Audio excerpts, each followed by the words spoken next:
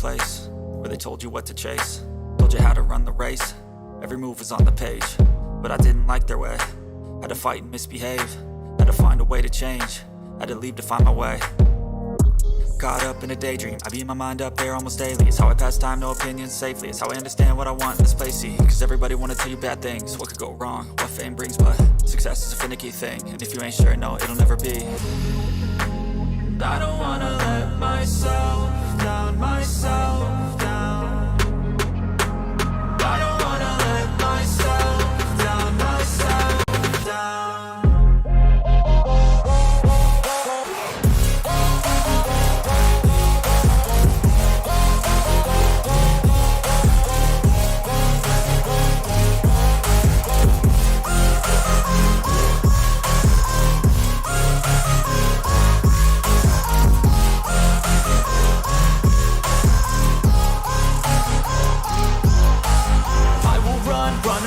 I don't have to plan it, I can go change my fate. You won't understand it, all alone, that's okay. People, I can't stand them, they don't want me to change. Keep me where I'm standing, and I don't wanna be where I am.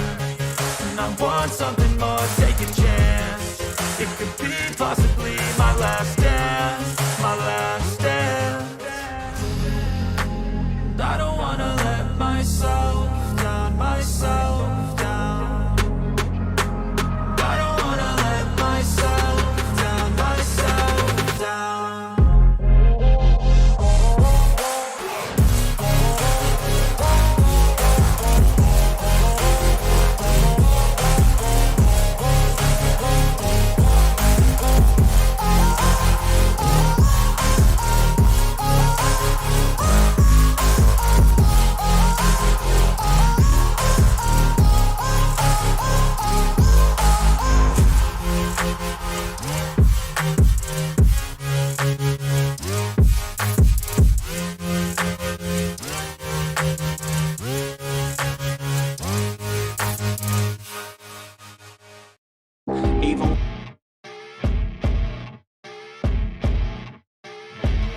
As you wake up in the morning, you want to find the latest, greatest information about criminal cases and have an intuitive conversation about the suspects associated with these cases.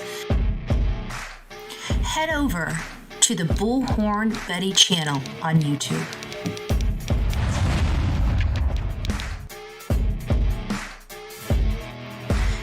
Breaking news right here on the Bullhorn Betty channel. Welcome to the Bullhorn Betty Coffee Club. Enjoy your stay and enjoy your day.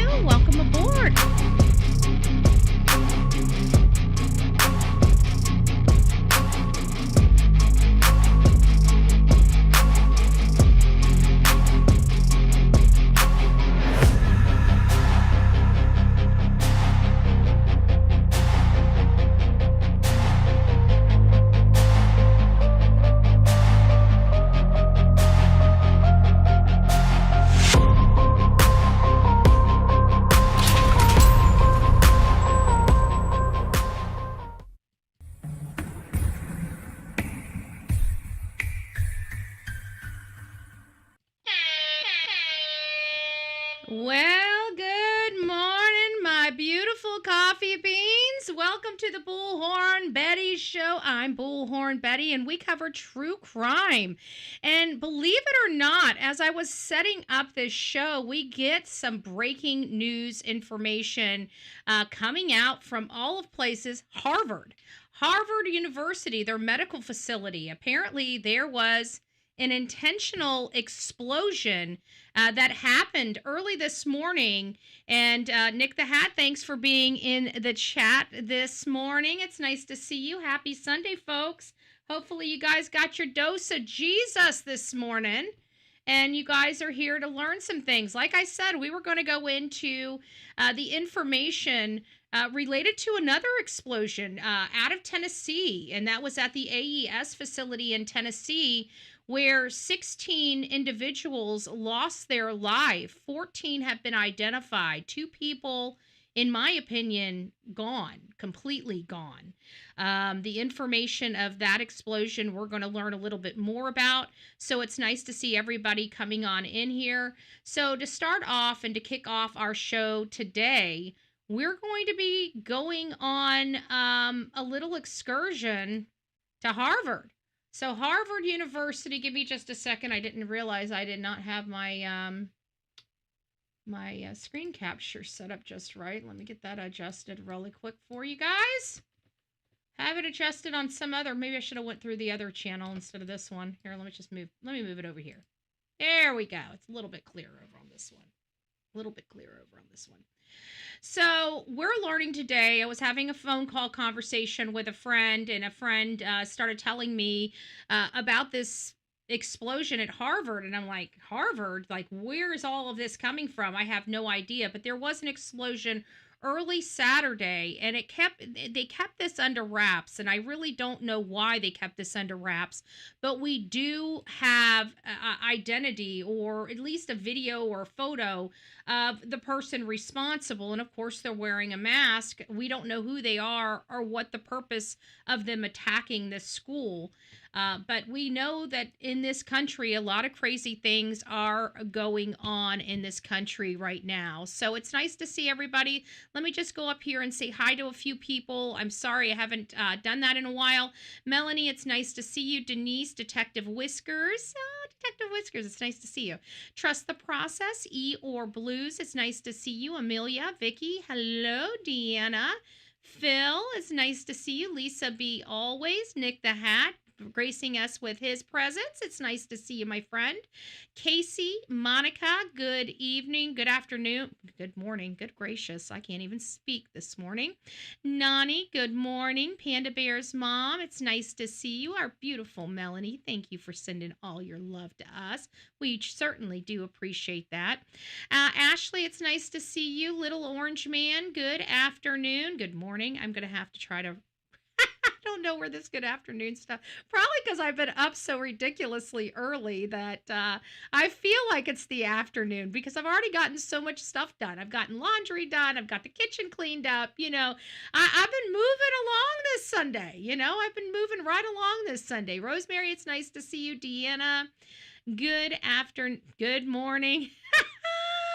Kathleen, no more lies. It's nice to see you. Hello, Frank. It's nice to see you.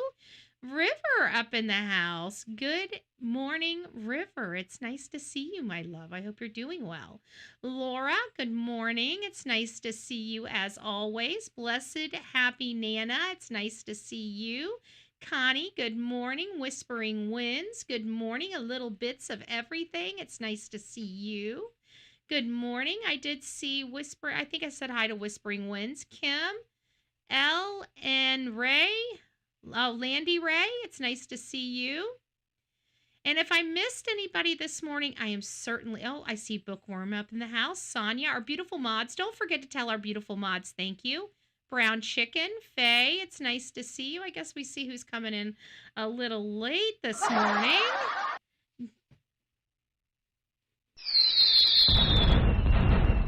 Trying to remember where all my buttons are. We like to push buttons here on the Bullhorn Betty channel, but man, we've been watching things kind of unfold and spin out of control here in America for quite some time, and here we go again. Now we're having explosive devices set around Harvard Medical School. where is all this violence coming from? I digress. We're not going to get on my soapbox. I could literally be on this soapbox for days. Okay, so we're not going. I want to clam up. I want to clam up. Let's just find out what's going on here. So police at the Massachusetts Ivy League University said in a statement that an officer who responded to a fire alarm encountered two unidentified individuals and tried to stop them, but they ran from the campus's Goldenson building before the officer got to where the alert was triggered by an explosion, police said. So it sounds like there's possibility of two people. It looked like the same person to me, so maybe I'm looking at two separate individual photos, but we'll analyze it here in just a second. The Boston Fire Department determined that the explosion was intentional. Officers did not find any additional devices in a sweep. So it sounds like somebody wasn't necessarily intentionally trying to harm somebody, but definitely trying to have some type of spectacle, right? I feel like if they were trying to harm somebody, they would have done it during the day when people were moving about, when people were around. It sounded like they wanted this. They wanted to have the display without the injury. And you know, that's very dangerous because people assume that somebody may not be there, or they assume somebody might be there, right? And then the explosion goes off and they take somebody out that they didn't intend to take out. FBI arrested several suspects on Friday who allegedly were plotting a terrorist attack in Michigan over the Halloween weekend. Director Kash Patel said, "Thank you, Panda Bear's mom." So we've had this uptick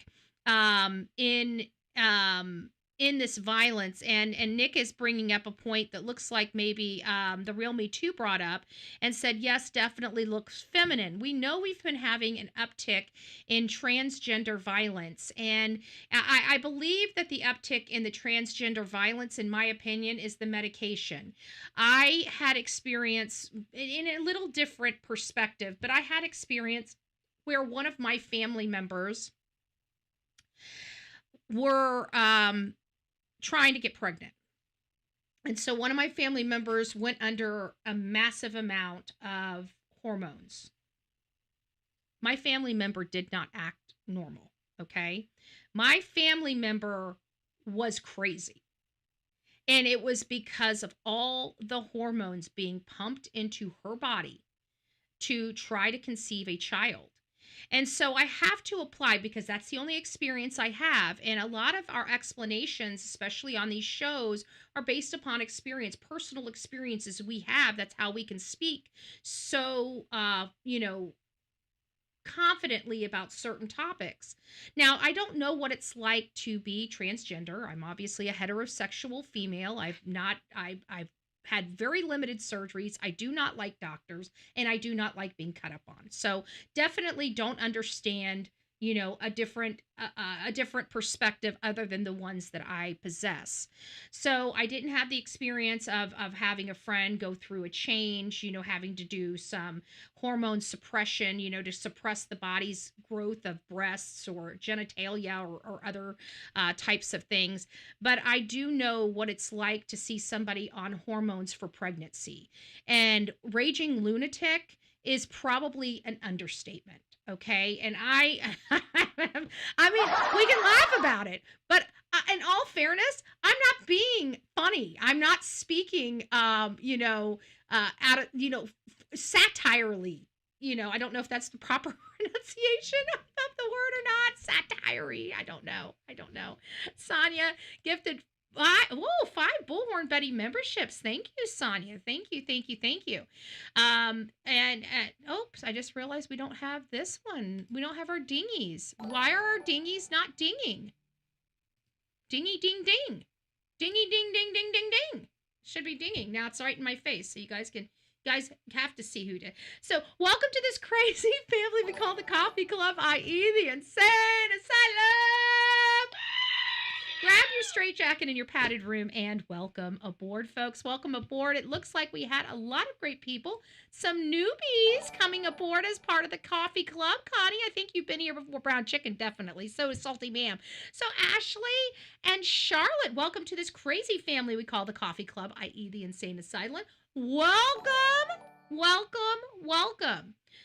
We appreciate the love and obviously the support. It's never expected, but always appreciated. So now let's get on to what we're learning from the Harvard stuff. So it sounds like 2 people were seen fleeing the building. Oh, we got a video on this one, so let's watch this one. I do have the photos of the folks. So here's what we're looking at here. There's photo 1. You guys see him? Let me change to this one. Okay, let's make this a little bit bigger. So there's photo 1. Oh, Grandma. Oh, who do we got? Did somebody else do? Oh, what do we got here? I keep hearing dingies.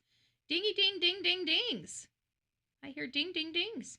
Oh, Melanie gifted a Bullhorn Betty membership. If you gifted a Bullhorn Betty member, received your gifted Bullhorn Betty membership, please don't forget to tell Melanie. Thank you so much, Melanie. And it looks like Grandma Rockstar got the gifted Bullhorn Betty membership. Welcome to this crazy family we call the Coffee Club, i.e. the insane asylum. Grab your straitjacket in your padded room and welcome aboard, folks. Welcome aboard. It is a little crazy over here. We are definitely on the crazy train, folks. We're on the crazy train. So here's suspect number 1 right there. Accused of being a participant. 2 people. 2 people. 2 scumbags. 2 scumbags. Certainly 2 scumbags. So there's one. And then there's the other. There's the other scumbag. Very hard to see. Aren't we so glad that we had to mask up for 2 years for no reason? Man, it just made people so emboldened and empowered, didn't it? Now we got them going and trying to knock off freaking Harvard Medical School. Congratulations, America. We have turned America into a third world hellhole. Congratulations again. But what my biggest problem is with this entire story of Harvard, in all fairness, is why are we just learning about this? This happened Saturday morning. I want to put this in perspective for everybody out there. This is why we here in alternative media don't like mainstream media. We really just don't like mainstream media. And why? Because they're too damn political, right? I'm a freaking political nutbag, okay? And they're too political for Bullhorn Betty, right? We run the stories. We don't care. We don't care what narrative's trying to be driven. But here we had literally an explosion on the campus of Harvard Medical School. And it took 24 hours before the world knew about it. Now, I don't know what kind of pull they've got, but they obviously know somebody. They got it like that.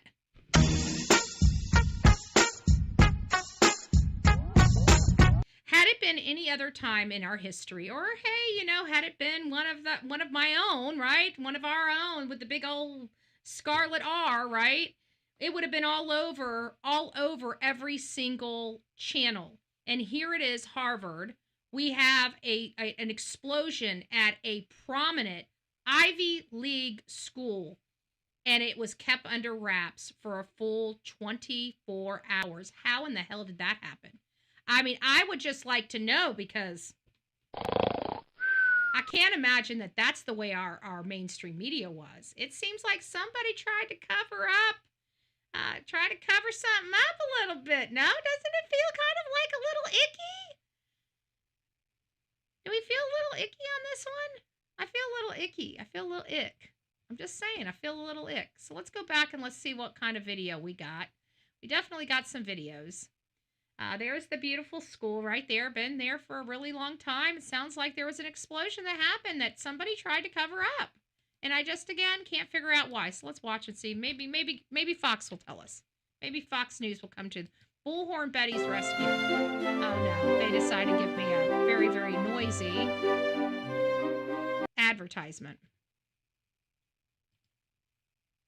Well, we're back with a Fox News alert. The FBI is investigating an explosion inside of a building on Harvard's medical school campus early this morning. Authorities believe the blast was intentional. Oh, intentional blast. Early Saturday morning. This Fox News report, literally Fox and CNN, small little, this is it. These were all that was put out when it happened. Now, I would think that this would have been breaking news. Jonathan? Kaylee, we have some breaking information. The Harvard University police have released images of 2 potential suspects. These images captured on closed-circuit security cameras. The suspects' faces are partially covered, but university police are asking the public that if they recognize these individuals to contact them as this. I'd have to think that the ones with plaid pants and stuff like that, like this.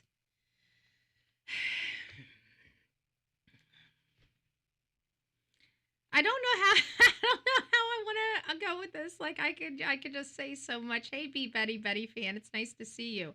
I want to tell you something. I want to tell you guys something a little TMI. And it's gonna make you go, no, Betty. We didn't need to know all that. That's a little too much information. But I'm going to do it. I'm going to do it. It's going to be special just for Betty. Just for Betty, okay? Because she did it to me, okay? We're going to be on the front page of Hate Channels. Because I'm about to make an out of myself. Okay, if you guys didn't get that. Hey, Army Vet, it's nice to see you. Jasper, it's nice to see you. Good morning. Good morning, guys. Happy Sunday. I hope you guys are doing well. Oh, and thank you. Thank you. Who was that? Was that Melanie? Melanie, thank you. Thank you for the gift. What did it say? Hold on, let me come over here and see what it said. It didn't tell me what it said.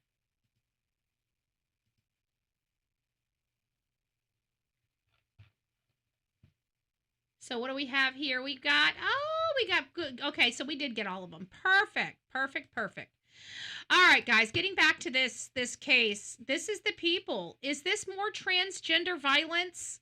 I don't know where all of this violence is coming from, but clearly we have an issue with violence in this country. When people don't like the way we think or talk, they think that they have a right to intimidate or control or to cancel somebody's thoughts or opinions because they don't like them. I don't know if they're anti-fash, but let me just break this down to you. If you're anti-fash and that's how you think, you are the fascist, okay?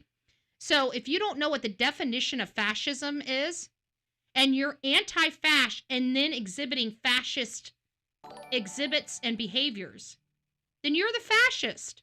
You're the fascist. This person here trying to blow up something. This person here is the fascist, okay? They're everything that they proclaim they don't want to be. Investigation continues. The FBI has joined local authorities in the investigation. The explosion took place on Harvard's Longwood Medical Campus, which is actually located across the Charles River from the main campus. And it makes you wonder, why are they attacking the medical? Like, there's always a reason for this stuff, right? We don't know it, right? And then when we find out about it, we're like, oh man, that was real stupid. Like, that was dumb, right? These kids ruin their life to make a statement. They're going to end up going to jail for the rest of their life. And when we find out what it is, it's like, really? And they think that they're doing it. They're giving it to the man. Ain't nobody, there's going to be a man giving you something. But you ain't giving the man nothing. I'm just saying. just saying. Just before 3 a.m., University Police dispatched an officer to the Goldenson building to investigate a fire alarm activation. The officer saw 2 people fleeing the building but was unable to stop them. Entering the building, the officer... You know what we call those type of people? We call them cowards. See, when I show up, do you think you're going to see Bullhorn Betty fleeing anything? I bring a freaking recliner. Like, if I'm going to do something, I want people to know it's me. You know why? Because I'm not a coward, right? So when I go to do some shenanigans, first of all, I don't break the law, and I definitely don't try to blow people up. I mean, there is that. But you know what? Whenever I go out to do some shenanigans, because you guys know I do a little bit of shenanigans, lawful shenanigans, but I do great shenanigans. But I'm not a coward. You know, even if I got to deal with consequences for my shenanigan-ish stuff, bleh, right? You can just find me in the recliner. I'm usually in the recliner on the front lawn of somebody that needs their bottom half spanked, you know? And so that's kind of where I'm at. You know, when I go tag somebody, when Bullhorn Betty brings the shit show, I tag it with Bullhorn Betty. You know, I don't run away. When people say, hey, I'm like, hey, how you doing? I did it, right? So if you're going to do something, you're going to stand up and you're going to give it to the man, right? Show your face. Quit being a coward. If you're so proud of what you're doing, why are you hiding? I'm proud of what I do. I don't hide my face. I don't hide what I do. I stand loud. I stand proud. So all these people that want to do harm's way, stand loud and stand proud. Take the mask off. Show us your face, right? Let us know why you're doing this. I mean, you have a message, right? Nobody's going to blow up medical facilities if they don't have a message. We're here. We're listening. What's the message? By God, tell us. We want to know. We want to know before any of us get injured, right? You obviously have a message that you want to tell us. What you don't like you don't like medicine anymore now? What are you going to do? Put some stuff out in the ozone so we breathe it in and now we all need medical saving? I mean, just stupid crap. I'm over it. But anyways, that's what happened. Cover up on aisle 4. Cover up on aisle 4 called Harvard. Right? Called Harvard. There's one of the suspects. If you guys know who this person is, if you've ever seen this face covering before, that jacket, the pants on this guy is pretty obvious. It seems like those are his favorite pants. He's proud of these plaid pants. So folks, I believe that we can kind of garner some information by some of these things that these people are wearing. That the thing that went over the other person's head, that's something he's probably had for a really long time. People know what that looks like. You're probably calling your friend saying, did you see this guy? He's wearing the same hoodie that your daddy gave you last year for Christmas, right? Call it in. If you guys have that conversation with a friend and they're like, oh yeah, he's my doppelganger, like Tyler Robinson said, right? Call it in.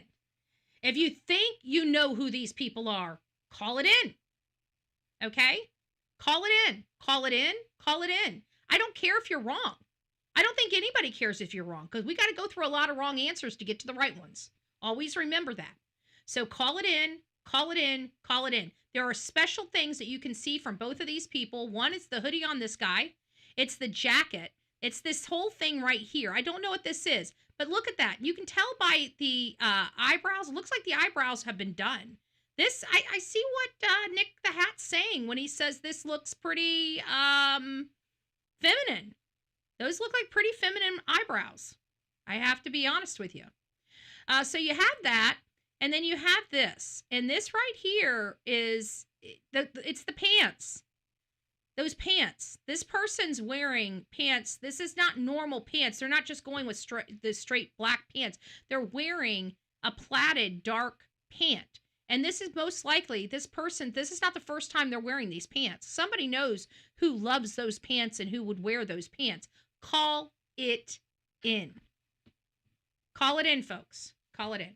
So thank you for letting me bend your ear. I know we're already off our schedule right now because I wasn't expecting to have this conversation this morning. You know, I came in here, you guys saw my thumbnail. I have 3 topics of conversation, and it's the explosion, and Michael Monkey Vaughn, and of course Melodee Buzzard. Those are the hot topics of conversation for us here on the Bullhorn Betty channel this morning. And as I was talking to a friend, again, I was trying to figure out, just chit chat. Been a little while since I talked to this friend. Like to keep those connections, good. And had an opportunity, and somebody's like, "Oh my gosh, did you hear about this?" And I'm like, "No, I didn't." And they're like, "Oh yeah, this happened." Started sending me some stuff on it, and it's like, I think one of the things that surprised both of us is the fact that this should have been breaking news on, like, literally stop the presses on every channel, and we heard crickets. I heard nothing about it. You probably heard nothing about it. I just went online, and it just started breaking like 20, 30, or 45 minutes ago. Outside of CNN and Fox News running a very small little clip of this, and nobody really picking it up. Nobody knew about it. Nobody knew about it. These days, eyebrows sure do seem to be a way to identify people. I mean, it did identify Brian Koberger, right? It was one of the identifying markers of Brian Koberger's eyebrows. Believe it or not. People, I like to see videos. I wish the FBI wouldn't just give out these stills, because the walk, okay? I'm sorry. I didn't realize I have a walk, but I have a walk. You have a walk. Trust me. What I mean by walk, it means that if you're in a crowded place and somebody that knows you looks over and looks at the back of your head and says, "Ooh, that's so-and-so," that's a walk.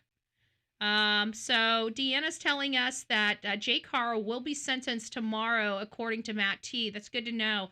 I hear he's facing 25 years to life. He's going to really pay significant, and that's the minimum sentence for the charge he has pled guilty to. And I think he pled guilty to this because he knew he was up Schitt's Creek, basically, and I think he's trying to save Rebecca. Many of us know that Rebecca, obviously, in my opinion, is not the culprit of why Emmanuel is dead. But she is one of the reasons why he is dead. And you can't take that away from that mother. That mother owns that, and she should have to own that. But thank you for giving us an update on that. So hopefully, if we remember tomorrow morning, don't let me forget, tomorrow morning I will be here. Now, we're at the 2nd. Tomorrow's the 3rd. On the 4th, I'm going to be doing something a little differently. We're going to be doing a regular show. I'm going to try to get up as early as possible on the 4th, because I think I'm going to start going back around the state. We've got a lot of political talking points, especially with Florida trying to roll out removing our property taxes for homesteaded properties. So I think I'm going to start traveling back around the state of Florida for those political advocacy types of things. I don't know if I'm going to be recording myself. I don't know if I'm going to put these on this show or not, but we're going to have to probably adjust as I start incorporating new things into my schedule. We're going to have to adjust the shows a little bit, like we always do. So I think we're going to be getting back on our major, push for morning shows. Anyways, guys, that's really all we had for the Harvard. I wanted to give you guys an update on what truly happened with the explosion in Tennessee. Tennessee was one that rocked our boat. We were like, it happened on a Friday morning. We didn't really, I don't think we picked up the case until like Saturday or Sunday, because I remember I thought for a while when I picked it up, because it was just breaking, that it had happened Sunday morning, but it had happened the day before. And so I was a little confused about that when I was first running the case, but we've got that.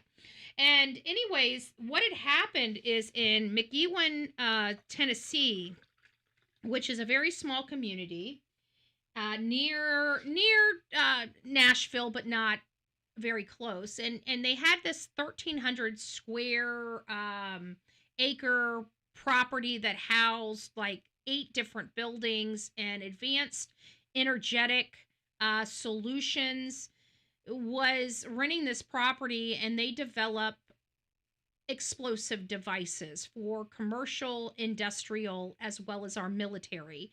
And part of that is preparing or making these explosive devices. Okay, they were a plant that manufactured these explosive devices. And one day, everybody comes in, and at 7:45, a building is literally turned to dust. I don't know how to explain it any other way. It was literally turned to dust. We didn't see a building.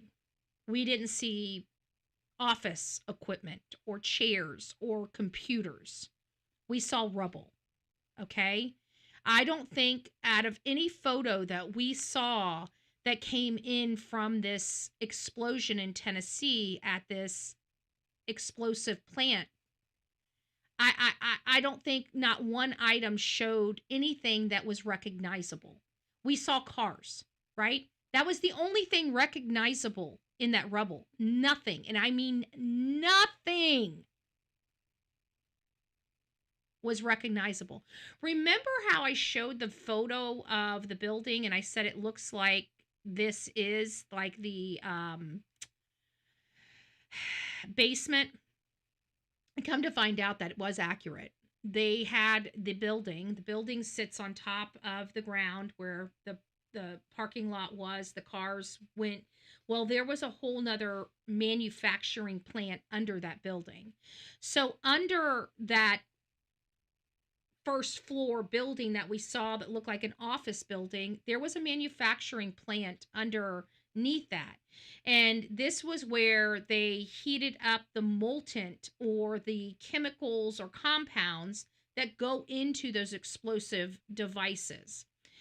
It was something down there that went awry and caused this explosion.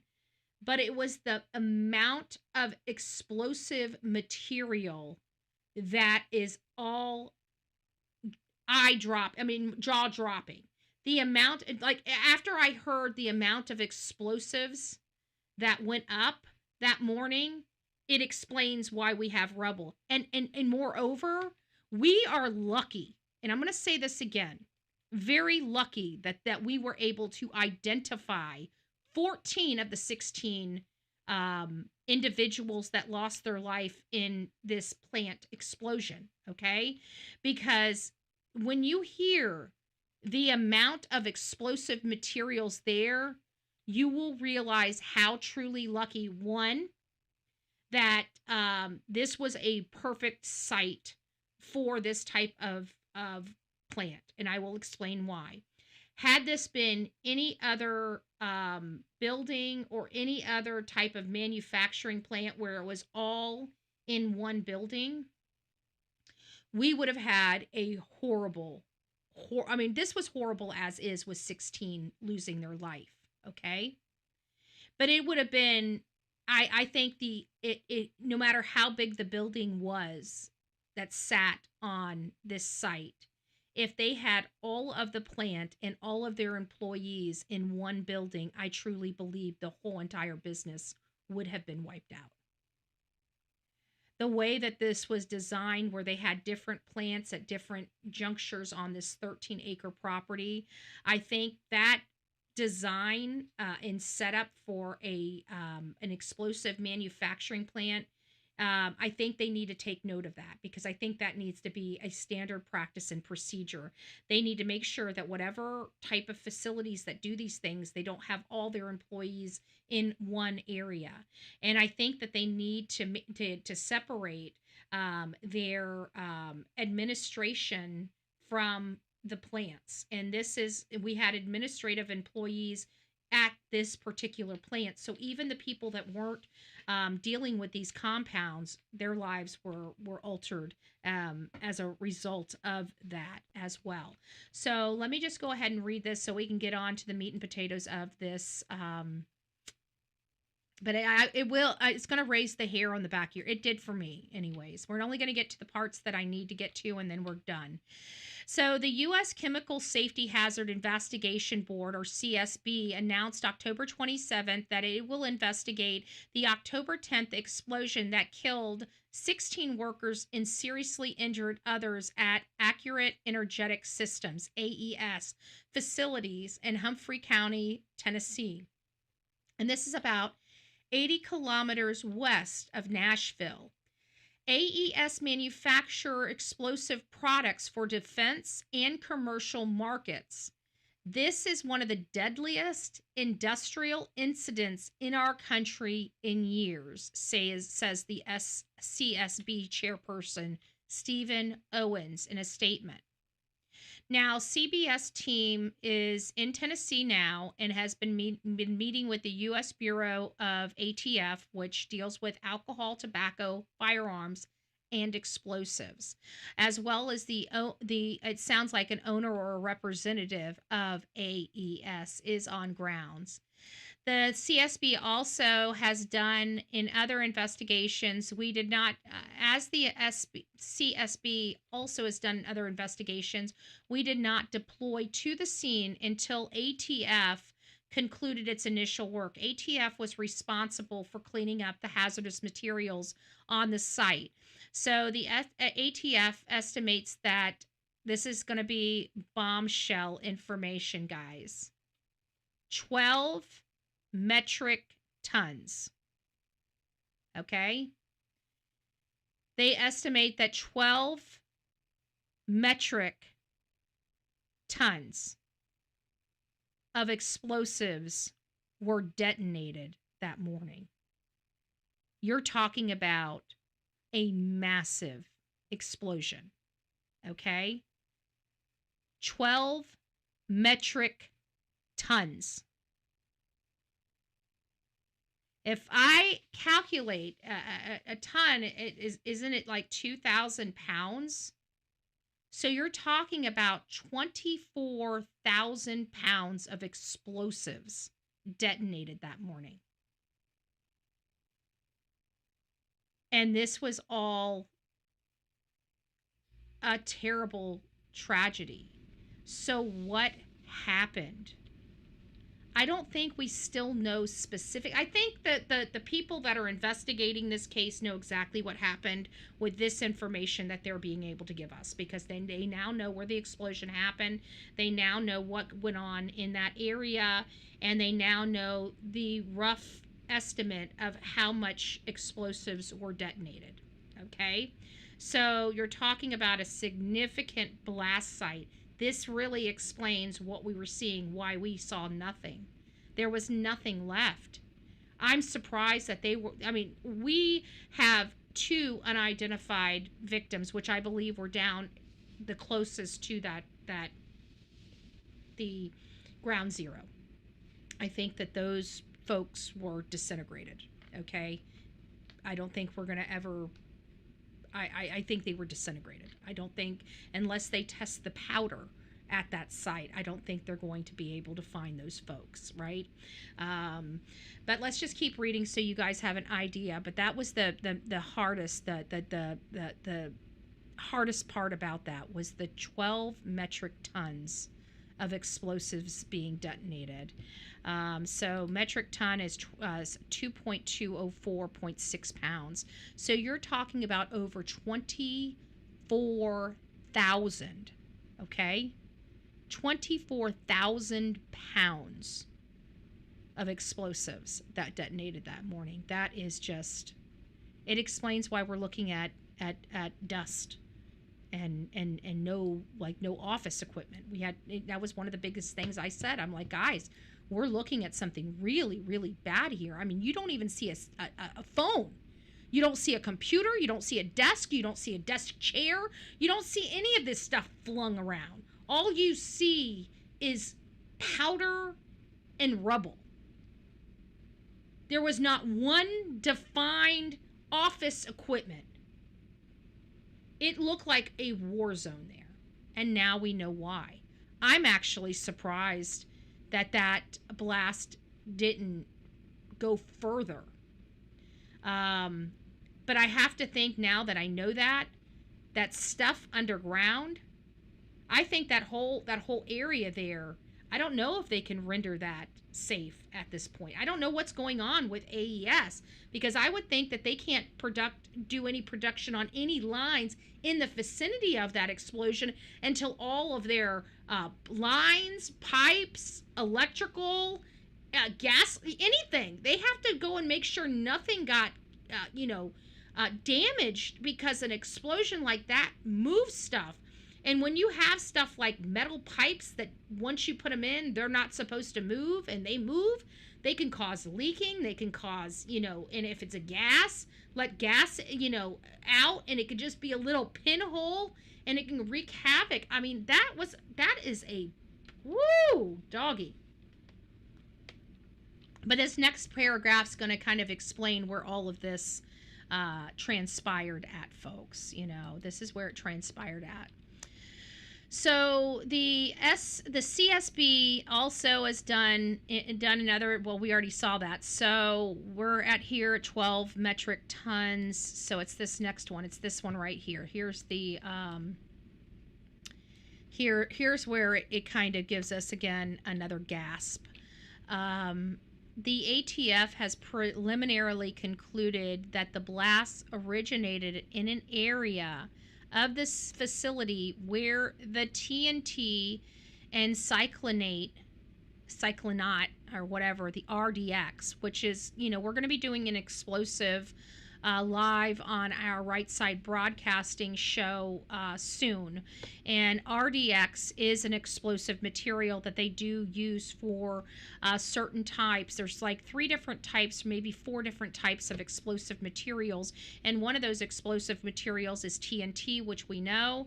And one of those explosive materials is RDX as well. And they also have some other different names for explosives. So this is where those things are mixed to serve as boosters to trigger further explosions for companies that engage in commercial mining operations. So this was for the commercial mining industry that they were preparing these boosters for. And these chemicals are heated and mixed in large kettles on a production floor and then poured into cardboard containers.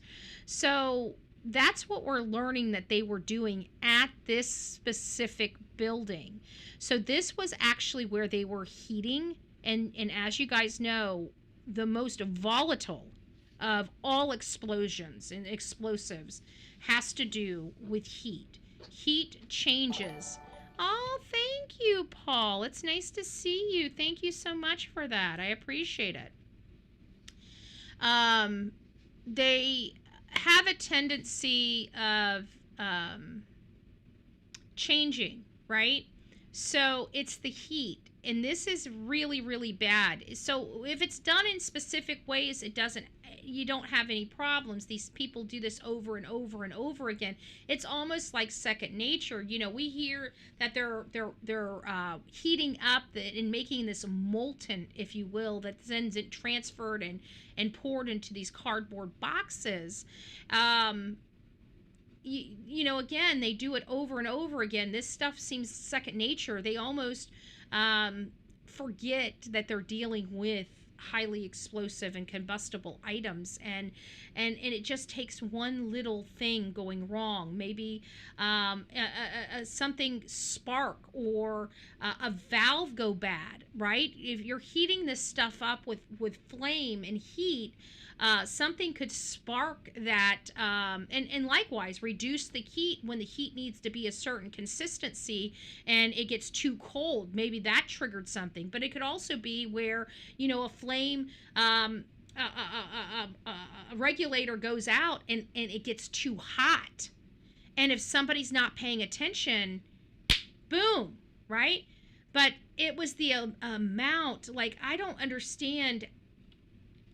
I feel like when you're dealing with production lines, I feel like there needs to be a second step in here because of this. And they've been doing things the same way for so long, and we don't have these kind of repercussions or these kind of outcomes when we're dealing with our explosive manufacturing plants. But in this situation, it did.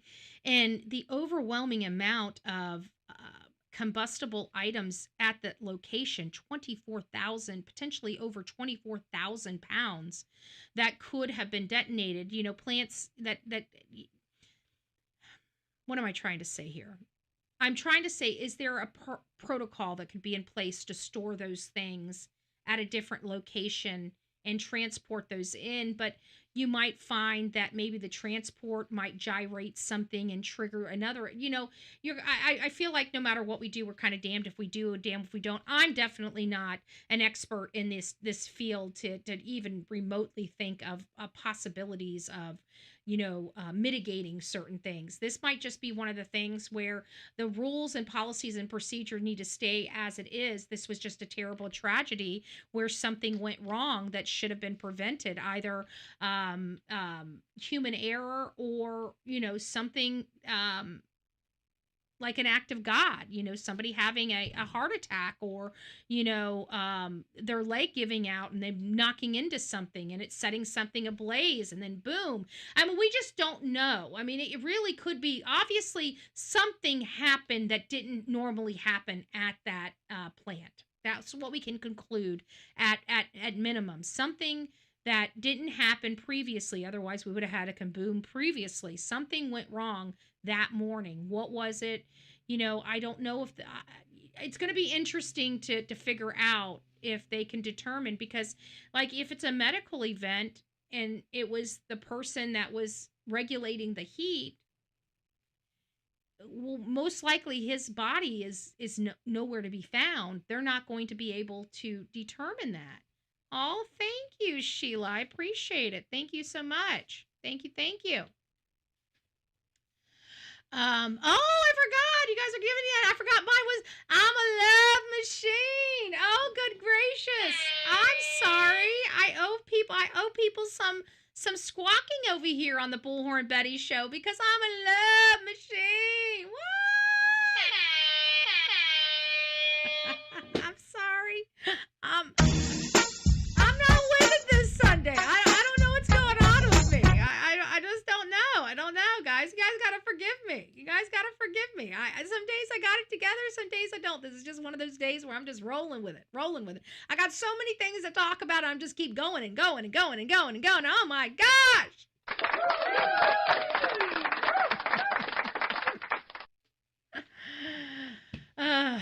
Wow. So I'm, bless these families. I can't imagine their pain. I think the only thing that gives us comfort is that none of these people suffered. They didn't even know they were gone, guys.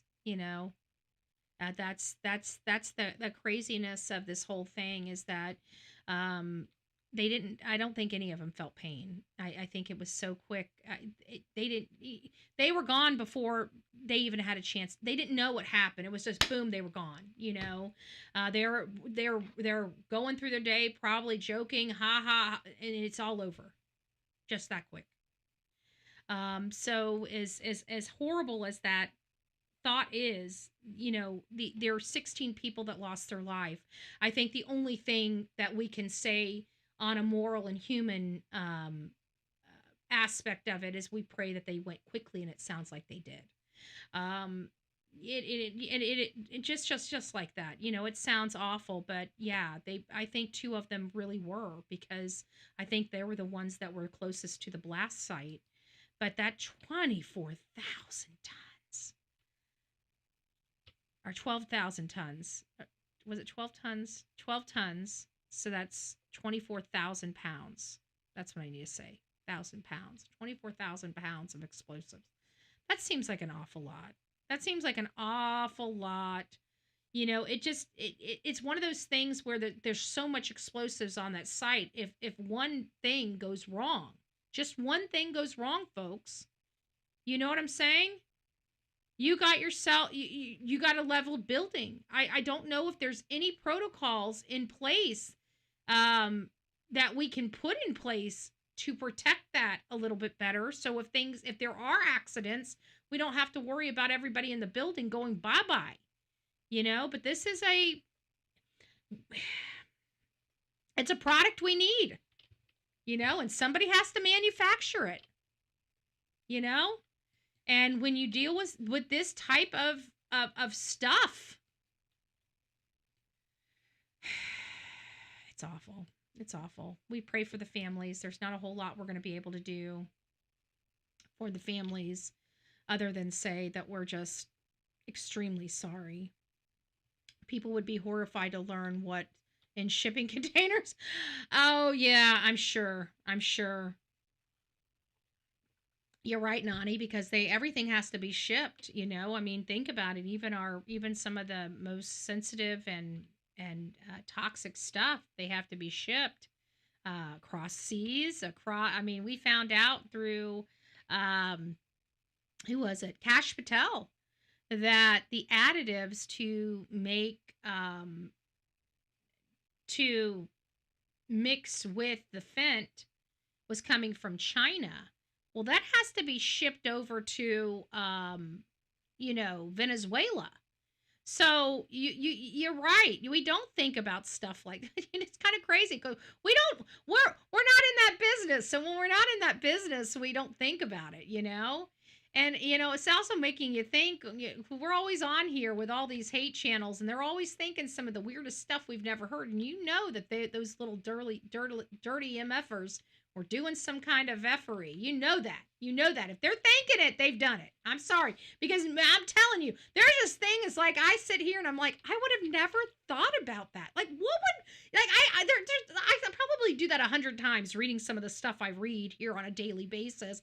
I am sitting, what does it say? Prada ad for me? Do we have a Prada ad?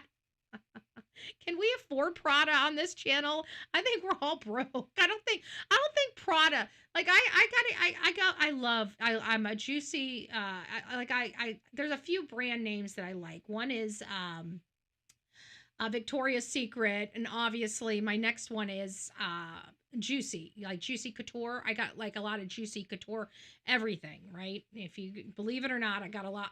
I like the bling. I think that's why I like Juicy Couture, because everything's blingy when it comes to Juicy. It's all blingy, right? I forgot where I was going with it. Damn it. Prada ad. That's where I was going. And I got to go to the clearance racks to afford my Juicy Couture habit. So I don't know if we can afford Prada even on the clearance line. I'm not sure about you. But hey, if you can afford Prada, do you want to adopt an adult? I need an adult to adopt me. Okay. I need another mommy. I need another mommy and daddy. Okay. Because I need some shoes or Prada. I need some Prada. No. Versace? Can we do Versace? I'll do Versace. I'm a designer bag hoe. Be careful. I'm not with all the, I'm probably going to have to get back into it, but I'm not really with all the purses and stuff. I carry my phone in like a wallet case.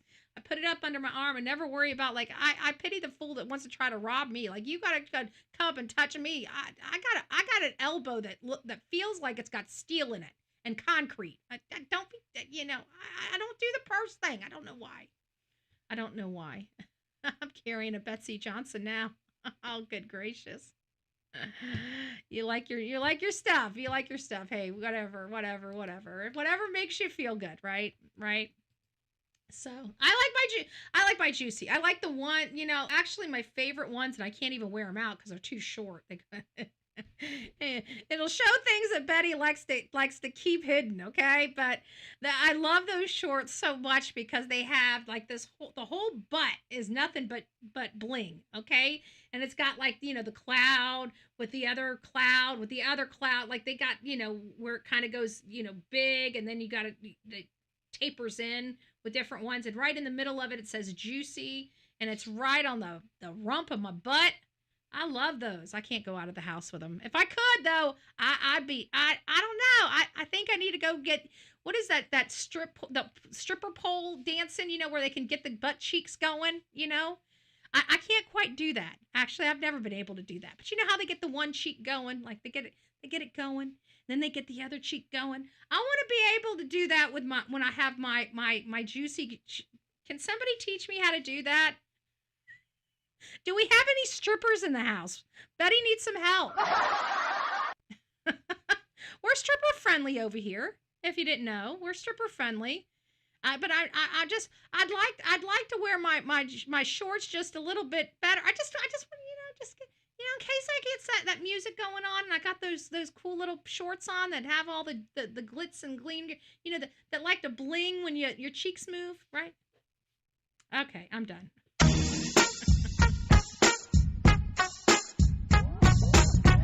And that wasn't even the TMI stuff I'm talking about that I need to tell B. Betty. But I'm going to wait until we go on the out of the show, okay? Because I know that the hate channels only stick around for a portion of it because I can't stand my voice. And that's okay. We like that. That's why I keep talking and keep talking and keep talking and keep talking.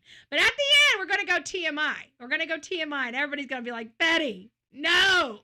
And I've already made the decision. I'm going to do it. I'm going to do it. I'm going to do it on a Sunday. I'm going to do it on a Sunday, and you guys are going to slap me.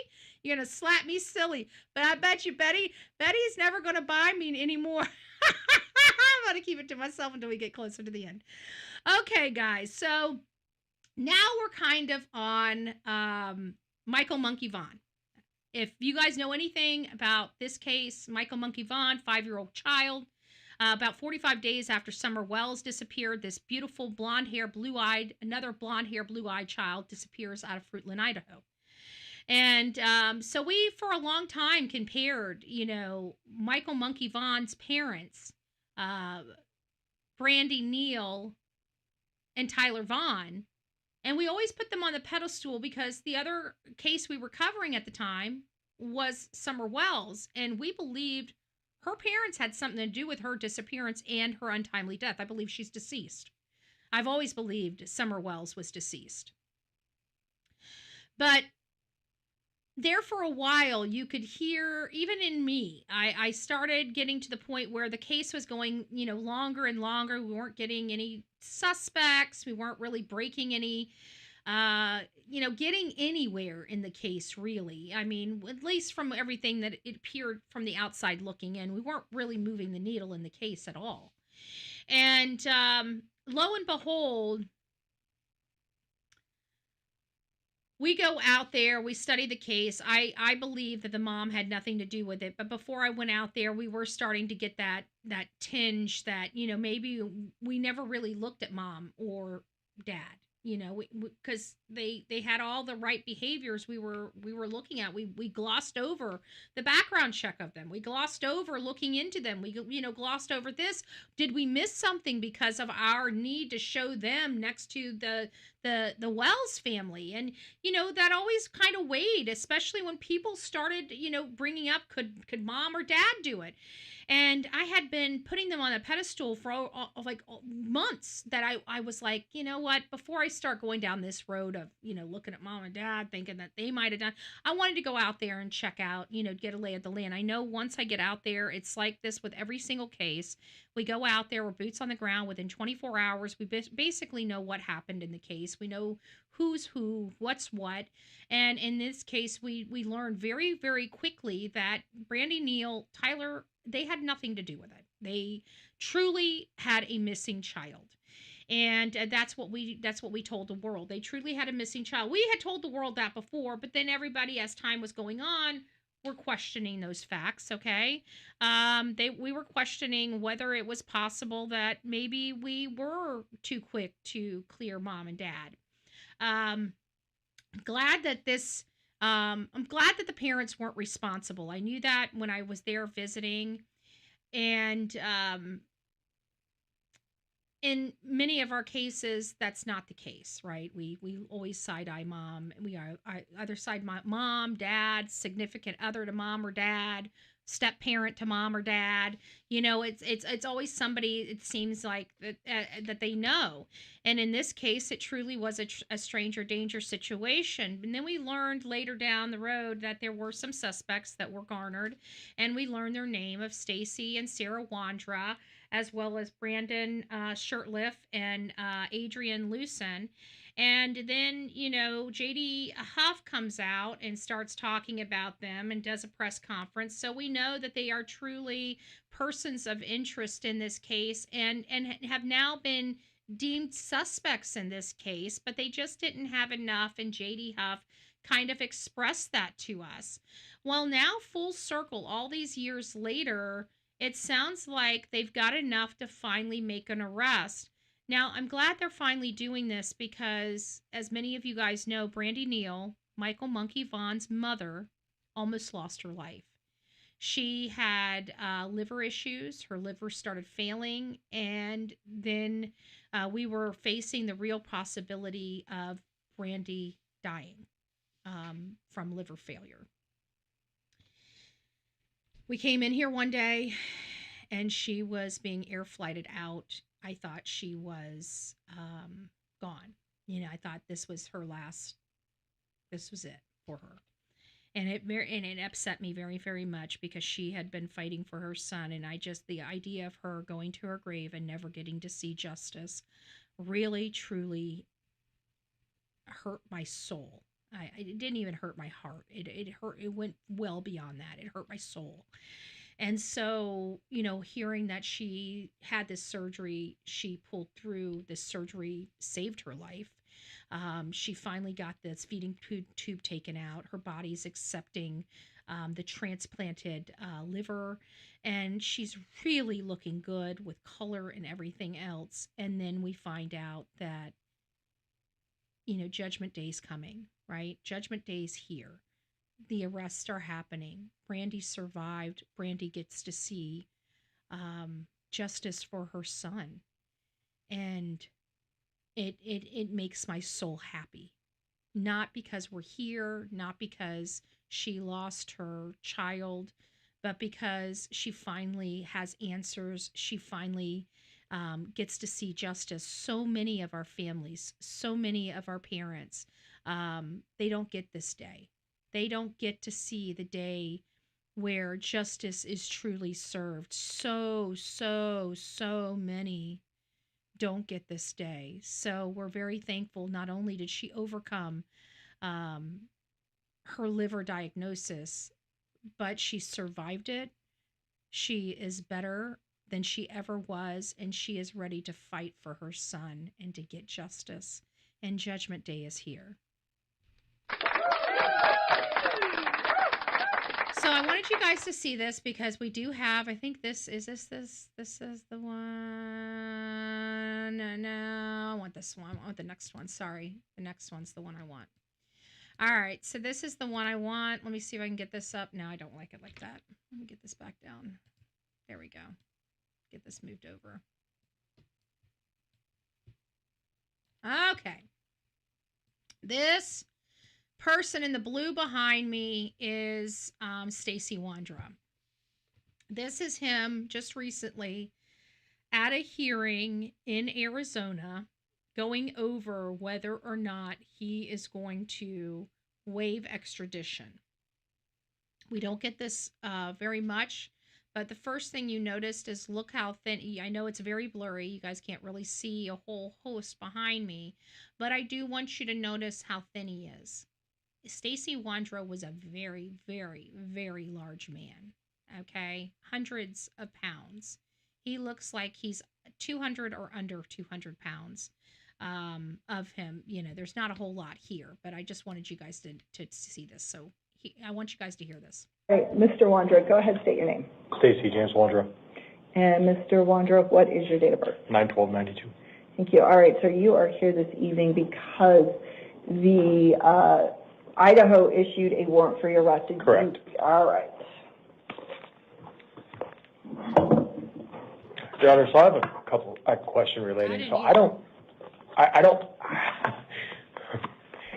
have had no way to contact any relatives or anybody or any legal counsel Okay. to ask a recommendation of what I should do on this. Okay, so we have information, and then you can make a choice, or you can choose not to make a choice. Okay. So we'll get there. All right. And you said your date of birth was September 12th, 1992. Is that Yes, correct? ma'am. All right. All right. As I mentioned, a warrant for your arrest has been issued by the state of Idaho. That state wants you back on its warrant. Before court, you were given some paperwork on a big white laminated card, which you have. Did you read that paperwork? Yes. Okay. As I stated, you have a warrant from the state of Idaho. You have a choice to make at this time. You can choose to waive your right to an extradition hearing and be sent back to Idaho within 30 days, or you can demand an extradition hearing and that a governor's warrant be signed by the governors of both states, that's Arizona and Idaho, before you are sent back to the state of Idaho.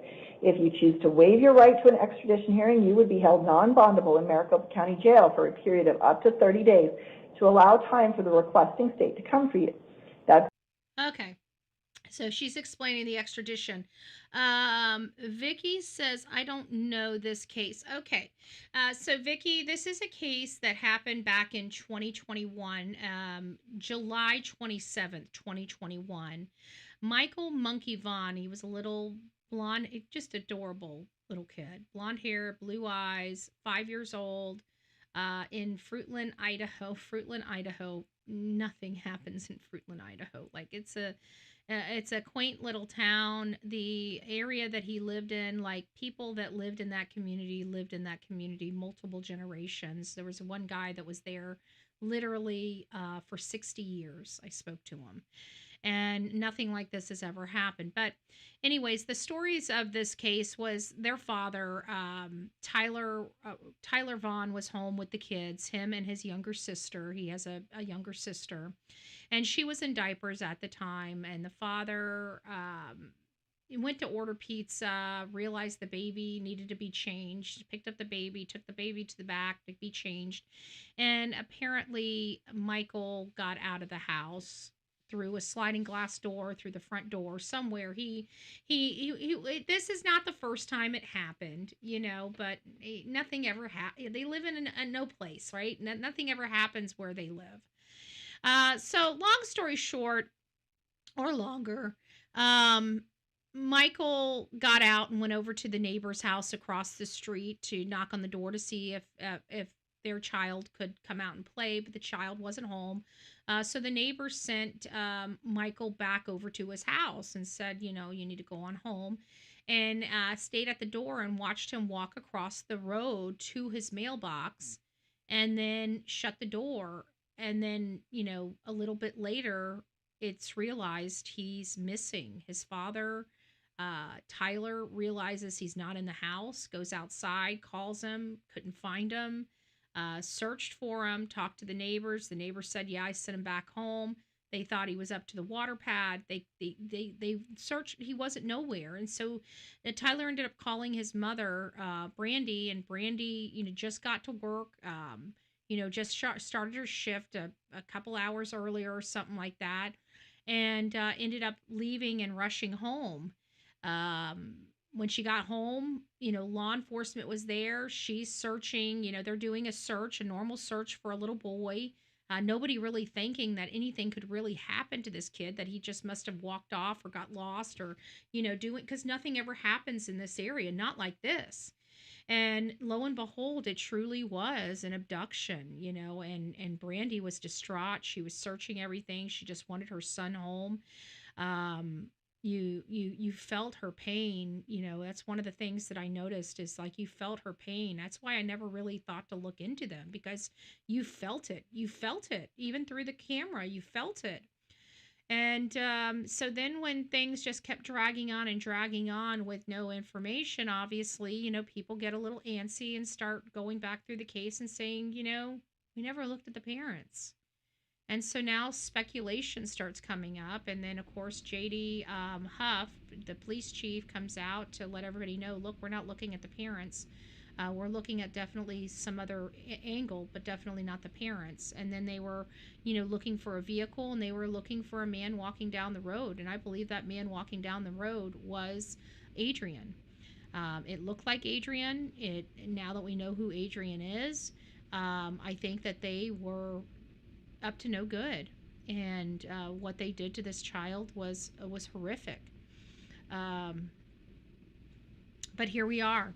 And so, sorry about that, but I just wanted Vicki to be brought up to this case. You know, it's been years coming.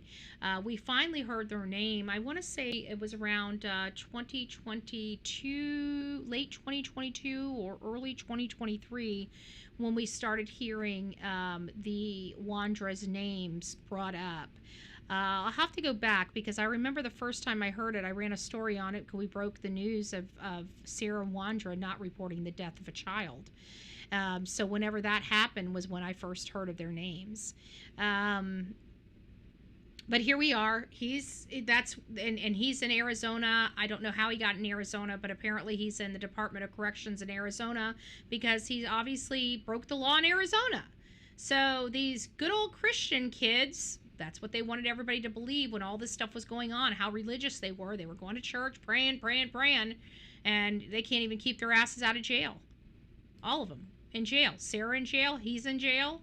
30 days would start tomorrow as long as you do not have any criminal charges pending against you anywhere in Arizona. If you do have criminal charges pending against you in Arizona, the 30-day period would not start until those charges are resolved. If you choose to have an extradition hearing, I will set your hearing for November 17th at 1:30 p.m. in the downtown Maricopa County Superior Court. I cannot appoint an attorney to represent you because extradition matters are civil in nature, but you would have the right to hire a lawyer at your expense if you choose. You are entitled to bail, which in this case would be a cash-only appearance bond in the amount of $1 million. If you are unable to post your bail, you would be held in custody during that time or until another judge modifies. So he's entitled to bail. Now, mind you, I just want you guys to take this into consideration. He is literally charged with homicide of a child, and he's entitled to bail. Arizona, you guys are failing. $1 million, but it doesn't matter. He shouldn't be a homicide charge. You don't let homicide people out on the what? Zero bond. Zero. What the? I'm getting tired of this shit. If he was a rich guy and had $100,000 in a bank account, this potential murderer could be walking around. No. Your bail. A governor's warrant signed by the governors of both states is required to extradite you to Idaho. That process could take up to 90 days. So you have a choice to make at this point. You can choose to waive your right to an extradition hearing and be held non-bondable here in Arizona for a period of 30 days, or you can you can go ahead with your extradition hearing on November 17th at 1:30. I'll wait the 30 days for them to come get me. Okay. All right. I understand at this time you do want to sign the waiver of extradition. I need to ask you some questions as I am making. So there you guys have it. He waived his extradition. And so let me just play this for you. News right now. A warrant has been issued for Stacey Wandra connected to the death and disappearance of little Michael Vaughn. He was 5 years old when he went missing in July of 2021 from outside of his Fruitland home. And now a Payette County lieutenant confirms Wandra has been charged with first-degree murder, second-degree kidnapping, and destruction of evidence. Back in 2022, police announced that Wandra, his ex-wife Sarah, and 2 other individuals were suspects or persons of interest in Mike. I just want you guys to understand. They charged him with first-degree homicide. First degree. That's premeditated homicide. Premeditated. And he has a bond. No. We're done with this stuff. If you are in a state and they want to bond violent criminals, you need to vote the other guy. Okay? We're done with this. Let's throw bad guys on the street to wreak havoc on us. We're probably going to find out that maybe one of these people should have probably been in jail, and maybe this would have never even happened. I guarantee we look at the history of these people, we'll find out that there was somebody that probably should have been behind bars that was not behind bars. We need to start, we got to be strong, guys. Do we really want these people living next to anybody? I don't. Who's making these decisions to put these animals and thugs back on the road with us?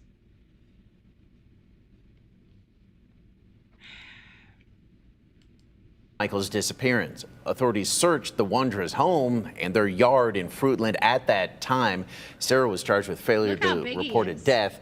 That charge was later dropped, though. Stacy Wondra, who you just saw, is serving time out of state right now for a different crime. And the lieutenant we've talked to tells us he has not been extradited back to Idaho yet. Sarah currently serving time in an Idaho prison on unrelated charges. Now, we did talk to Michael's mom, Brandy Neal. She sent us a statement this morning saying their family is filled with mixed emotions. She said, quote, "All we have wanted is for Michael to come home, knowing that charges are coming forth to these monsters. We pray that they will finally tell us where Michael is. Michael deserves to be home with his family. There's one thing that just keeps ringing in my head right now," she says, and it's something that J.D. Huff said. He said that you cannot take one of our most precious citizens and ever expect us to stop. Now, Fruitland Police Department continues to live up to that statement. This is just the beginning to a very hard road for this family, they say. They say, we are here, we want justice. Michael will get his justice. We want Michael home, and we're never going to stop until we have Michael home. Well, I really don't think, because unless they're planning on wheeling and dealing and giving somebody a plea deal, I don't think we're ever going to know what happened to Michael or where he's at, because they're all going to deny. We know, we've seen this before. Deny, deny, deny. They didn't do it. Law enforcement's picking on them. Law enforcement's planting evidence on them. Law enforcement planted this whole case on them.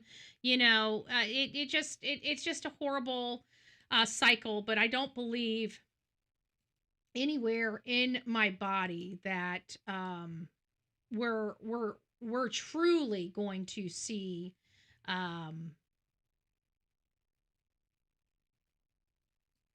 short of a miracle. Short of a miracle. I just don't see where they're going to give this boy up or tell this mother where her son is. But I will tell you this.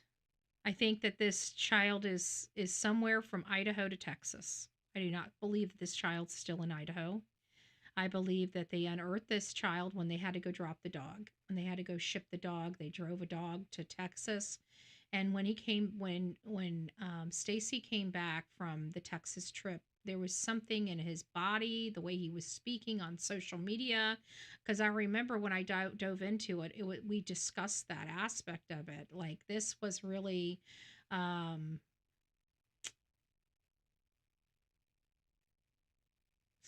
like, it was odd. He was talking a lot about being saved and God giving him I can't remember what it was, but it just implied that God forgave him for something, and he's been relieved, and it was just weird stuff on his social media account, and it all transpired in this September 2021 area of and when we found out that they left to go drop I think it was a dog that needed to be shipped or transported from there to Texas, and they were paid like $1,200 to personally drive this dog from their house to this Texas location. But it was because in all fairness, Sarah's posts were all wackadoo for a long time. But so I couldn't really use hers as, woo, woo, woo, woo, woo, type of stuff. But you could clearly see differences in the behavior of Stacy Wondra in his public online posts around this area. Sarah was just, she's just weird. She ain't right. She wasn't right. long before this child disappeared. So she just still ain't right. She just still ain't right. All right, guys. So I wanted to, because yesterday I cooked for you guys and we didn't really have anything to present. And so that's all the stuff that I wanted to present to you guys yesterday that I couldn't. That's the extradition hearing for Stacy Wandra. Sarah's already in jail in Idaho. They're not going to have to extradite her. She's already there. What they're going to end up doing is just charging her. When they charge her, they're going to take her and reprocess her. That means they're going to have to take her down to the local, or I think they might be able to do it right there in the facility, and they just charge them with it. Basically, they take new mug shots, get new fingerprints, and enter them into the system on that new charge. So Sarah's going to be much different than Stacy, but it looks like Stacy's going to be brought back to, now he's already serving some sentence in Arizona for his charges, but first degree homicide take precedence over any type of charge he has in Arizona. So I anticipate him being moved to Idaho within the 30 days. Okay. I can't imagine them not within the 30 days. Is he having to serve out some sentence? I don't think they can force him to serve out the sentence in Arizona before they take him to Idaho. Now, they may be able to process him. Like if he got another charge in Arizona, they may have to process him, rearrest him, take the mug shot, get the fingerprints and stuff like that. But once he's in the system, I don't think they can force him to stay there when he's facing homicide charges, unless he's facing homicide charges in Arizona. Then they could probably force him to stay there. But from my understanding, if the charges supersede the charges he's being charged with down there, it doesn't mean he doesn't go through the process down there. He does. They just have to fly him back and forth. They have to do one charge here, one charge there. They may choose to speed up the charges down here so they can move him over there. But this is not, it sounds like he's been in Arizona for a while. He's been serving something in Arizona for a while. Now they're wanting to extradite him back to Idaho. I heard that he was getting ready to get out of Arizona, and that's what the precursor was on charging him, because they didn't want him getting out of custody. So they went ahead and made the charges. When are they going to charge Sarah? I don't know. When are they going to charge Brandon? I don't know. We haven't heard those things yet. We just know that right now Stacy has been charged officially with first-degree homicide and second-degree kidnapping, and some other charges such as abuse of a corpse and other things like that. When will those charges also be equally charged to the rest of the clan? Brandon, Adrian, and Sarah. We don't know. All right, guys. So now we're moving from Idaho over to California. This is a case where we've been covering it, and I have my own personal beliefs about this case that have kind of, been very public and vocal with all of you guys about it.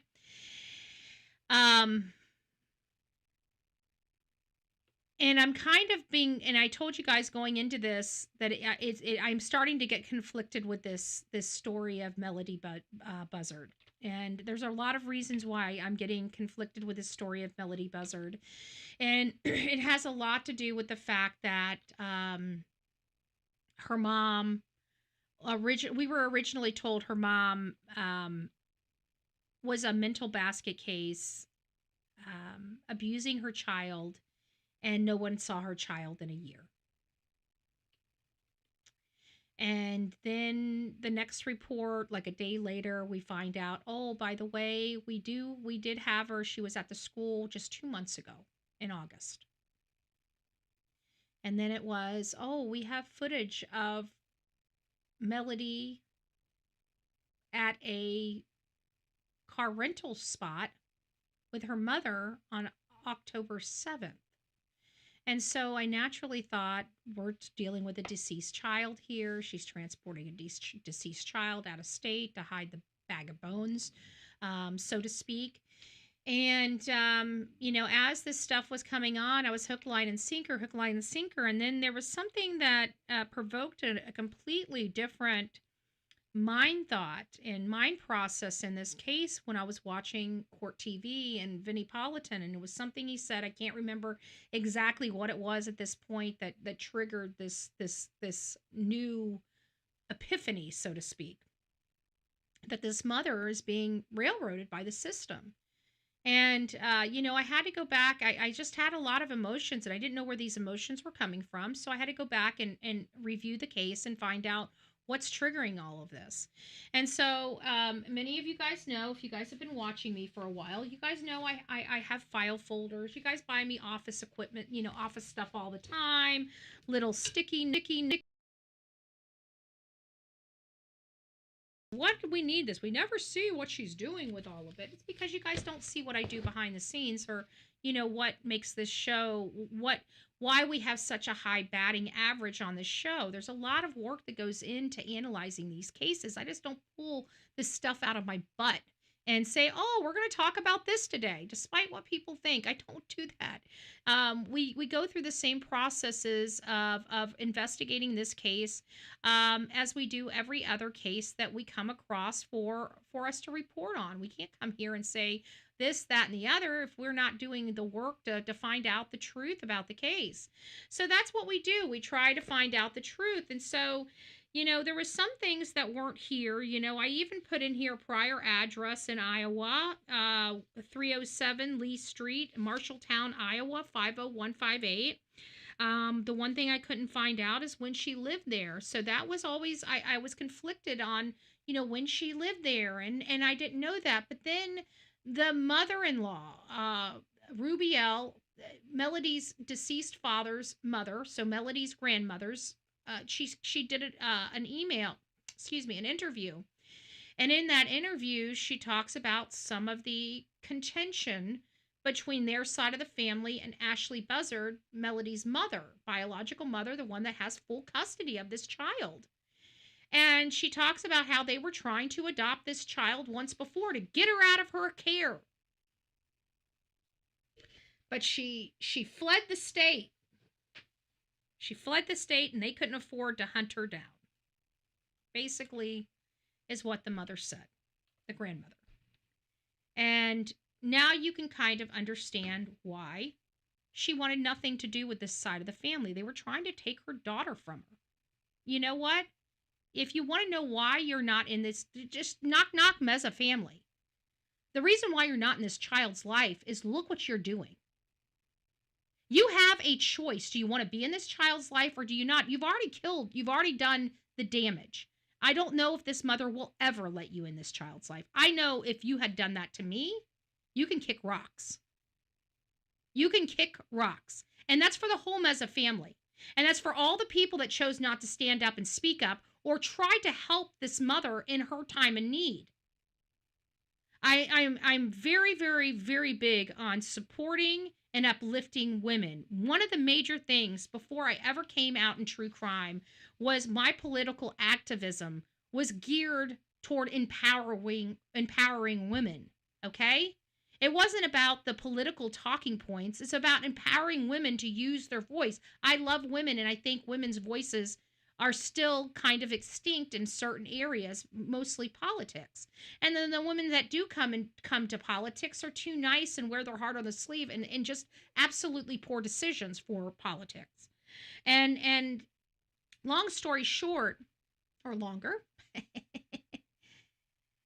I see certain things. I probably got off topic just a little bit, but at the end of the day, I'm seeing something here that isn't sitting right with me. I'm seeing a woman that seems to be just doing everything she can, been dealt a pretty crappy hand, may have some mental illness because of the crappy hand. It doesn't sound like I don't really care for her mom, Lori Miranda. There's something that rubs me the wrong way about her, about grandma. And I think it was the fact that she's trying to convince the world that her daughter is mentally ill, but yet she never went over there to check on her grandchild. That sounds like a piece of shit to me. I don't know about you, excuse my language on a Sunday, but, when you're talking about family and you're hearing that a person in the family has mental health issues, but I can't deal with it, so I just stay away. Well, what about your grandchild? You can't put on your big girl pants for your grandchild? If you can't do it for your grandchild, you are, my friend, are garbage, okay? I got no use for you. So when I heard all of her excuses about why she's not involved in her granddaughter's life, It really made me have a poor opinion of Lori Jean Miranda, grandma, Ashlee Buzzard's mother. Okay? So I kind of understand why maybe she doesn't rely on her mother. Her mother's unreliable, in my opinion. So I keep looking at this case, and when I first got into this case, I believe this mother was a piece of shit, right? I want to know where your daughter is. But as more information and as I dive into this case, the more I'm seeing something much different, and it's pissing me off. Because we were told by law enforcement and the school that this child was not seen for a year. We find out that that's not the case, that this child was actually, if they thought she was missing, she was absolutely found on October 7th. They had proof of life that this child was happy, healthy, and with her mother where she was supposed to be on October 7th. But they want to know where this child is.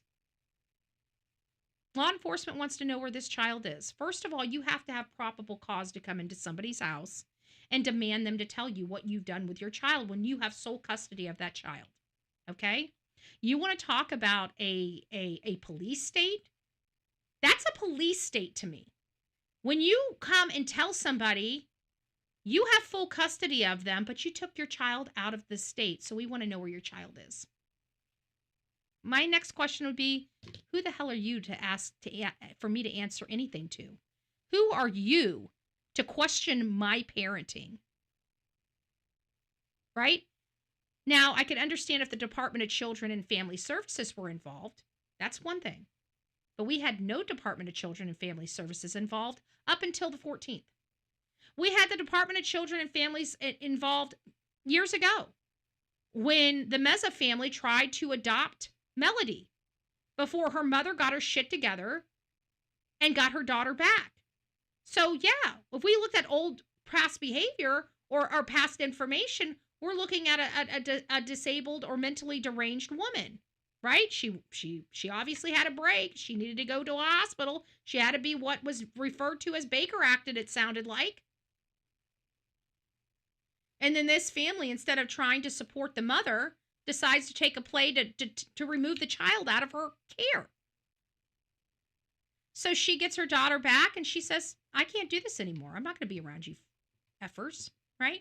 I'm not going to play this game with you. How dare you? How dare you? And so while they're like, oh, you're not going to take our grandchild. Yes, I am. I ain't going to have shit to do with you. We're going to go after you. We're going to go for custody. She packs her up and takes her to Iowa.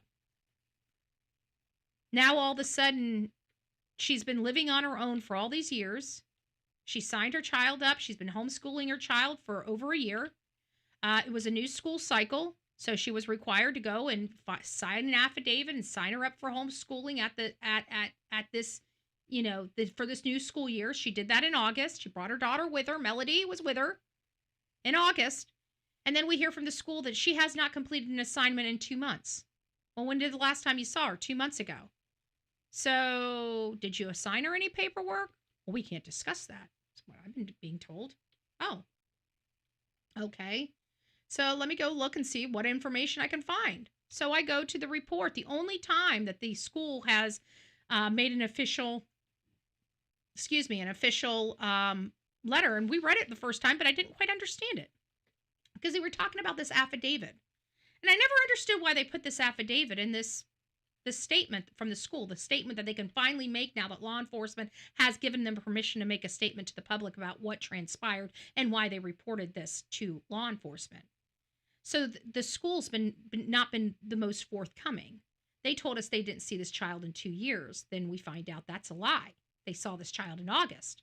Then we're hearing that this child has had an extended absence because she's not completing work in 2 months.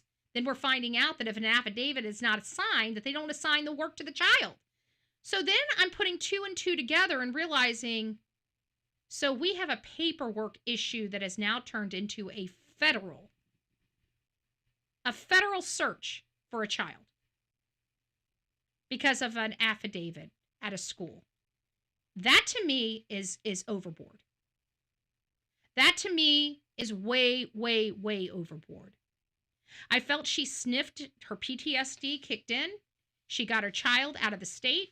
She came back to the state without. Now, mind you, she has a right to do that. I want to ask you as a parent. Do you think that your state has you're a good parent? Many of you guys have never even had the Department of Children and Family Services in your home.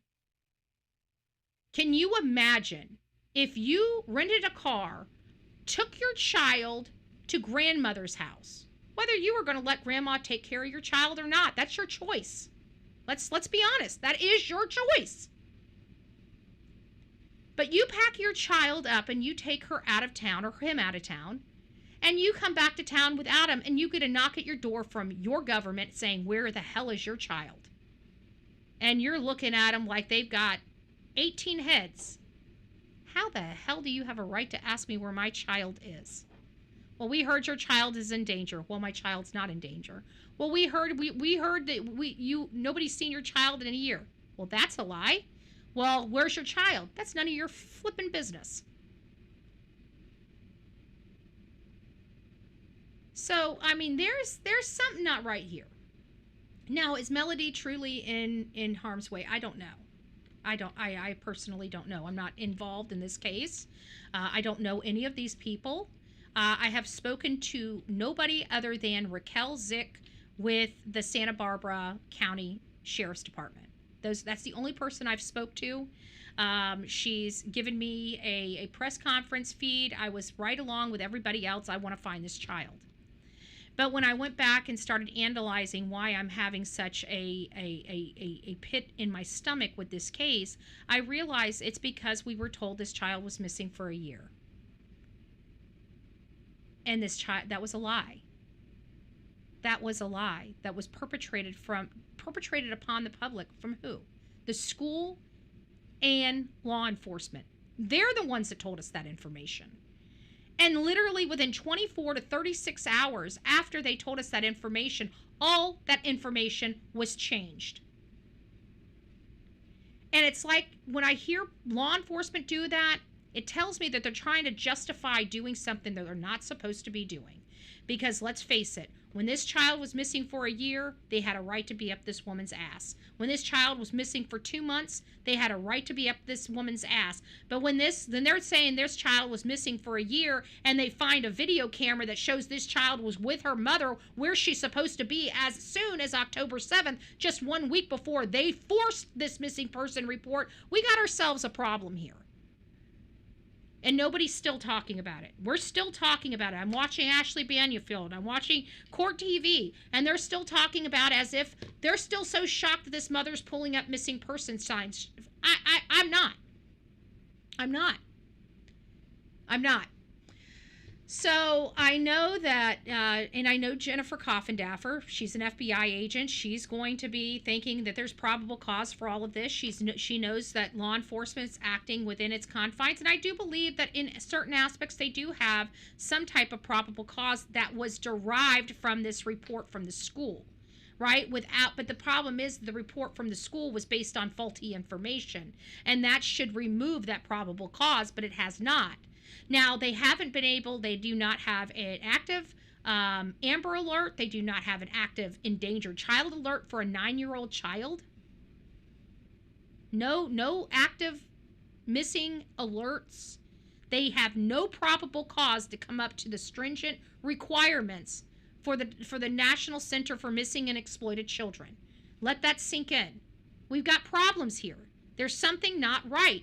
We've got the FBI involved, but no Amber Alert or no endangered child alert. That doesn't typically make sense to me.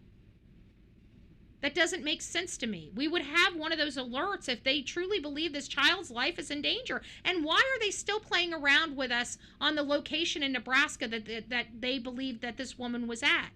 That could help identify where this child could be. If they say this is over in Omaha, Nebraska, well, people in Omaha, Nebraska can say, oh my gosh, we have this huge lake out there. Let me go check this lake and see if I can find this girl.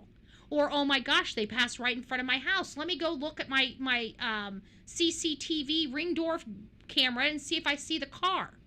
Right? They're still playing around with us on where they believe this child was dropped off or seen or observed in Nebraska. This doesn't sound like law enforcement that is truly worried about this child's safety It sounds like they're pissed off that they intruded in this woman's life and this woman told them to take a frickin' hike. And they said, oh, well, we got, if you don't want to tell us where this child is, we're going to find her. And she's like, well, go ahead. She ain't dead. Right? I don't think that she expected them to tear her entire house apart, cut walls, holes of, like, they're talking out of both sides of their mouth too. Look what law enforcement is telling us. They told us for weeks that this child was taken out of the state and taken to Nebraska. Did they not? The mom came back without the child. And then all of a sudden they're breaking down walls and cutting down freaking drywall out of the garage. You just told us this child, you observed this child in Nebraska. So what in the world? And you've told us that you know for a fact that this mother did not come back with this child. So what makes you think that this child is in between walls of her house? I don't like this. I don't like the way this is feeling. I don't care if anybody agrees with me, but this does not feel right. It irritates me to all get out that nobody else has a problem with this but Bullhorn Betty and the Bullhorn Betty Show. That this is not how our normal cases work. That we don't normally have these circumstances. That it's not normal for law enforcement to change the story. Not like this. They opened an investigation when a child was missing for a year. They found the child on October 7th. The case should have been closed. But now they're tearing this woman's house apart and causing all these problems because she refuses to tell them where her child is because it sounds like the state wants to take her child. And she says no. You have no rights to take my child. You have no rights to be in my family. You have no rights to be asking me these questions. And they're just putting the screws to her. I don't like the way this is looking. I don't like the way this is feeling. And I'm praying to God mainstream media catches up with me at some point. Because you guys are going to have to accept this. Because I have looked at this case many times. And I'm telling you, this does not bode with our normal missing child case where parents are involved. It's just not. If you don't believe me, go back and analyze it yourself. Go back and reanalyze it, folks. You tell me. You tell me where this has any hallmarks of this mother murdering her kid. This just doesn't have the same hallmarks. This has none of the details we're accustomed. We can't even prove this woman has a drug problem or an alcohol problem or an abuse problem. Those are the three things that cause bad people or good people to murder people. It's one of those things, a combination of them, or all three of them. We know that. So this does not bode with what we're accustomed to. I'm very disappointed, that nobody is sticking up for this young woman. I'm upset that they've already condemned this woman. I mean, this is my thing. We condemn through factual analysis, okay? We know what we know when we know it. And typically in these cases like this one, I'm scorched earth. I will run over them. But this does not prove me wrong. That's all I'm asking is prove me wrong. Do you guys see something I'm missing here? If you do, if there's something I'm not talking about that you think would change my perspective of this, send it to me. bullhornbetty@gmail.com. bullhornbetty@gmail.com. Right? So, Jennifer Coffin-Daffer says, so much breaking news on Melodee Buzzard's case. Thursday, October 30th, the sheriff detective, along with the FBI, served a follow-up warrant of the home for Ashlee and Melodee Buzzard at Mars Avenue, as well as a storage locker and the rental car. This is critical news. They have to establish probable cause. I don't think they're going to establish probable cause because there is none. This woman did not kill her child. And she had every right to take her child wherever the hell she wants to take her child.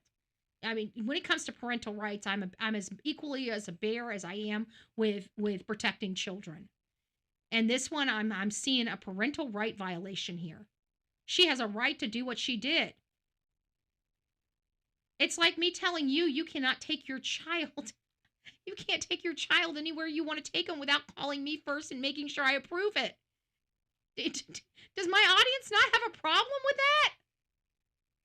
When this child was missing for 2 months, we had a right to ask that. When this child was missing for a year, we had a right to ask that. But when I find out an investigation was already underway saying this child was missing for a year when this child was sitting with her mother, I've got a problem with that. Okay? Got a huge problem with that. Just look at Chris Watts' case. The kids were all taken care of, had extremely clean homes, and parents were very loving. And Sharon ended up dead and buried, and the 2 girls ended up in a crude oil tank. Exactly.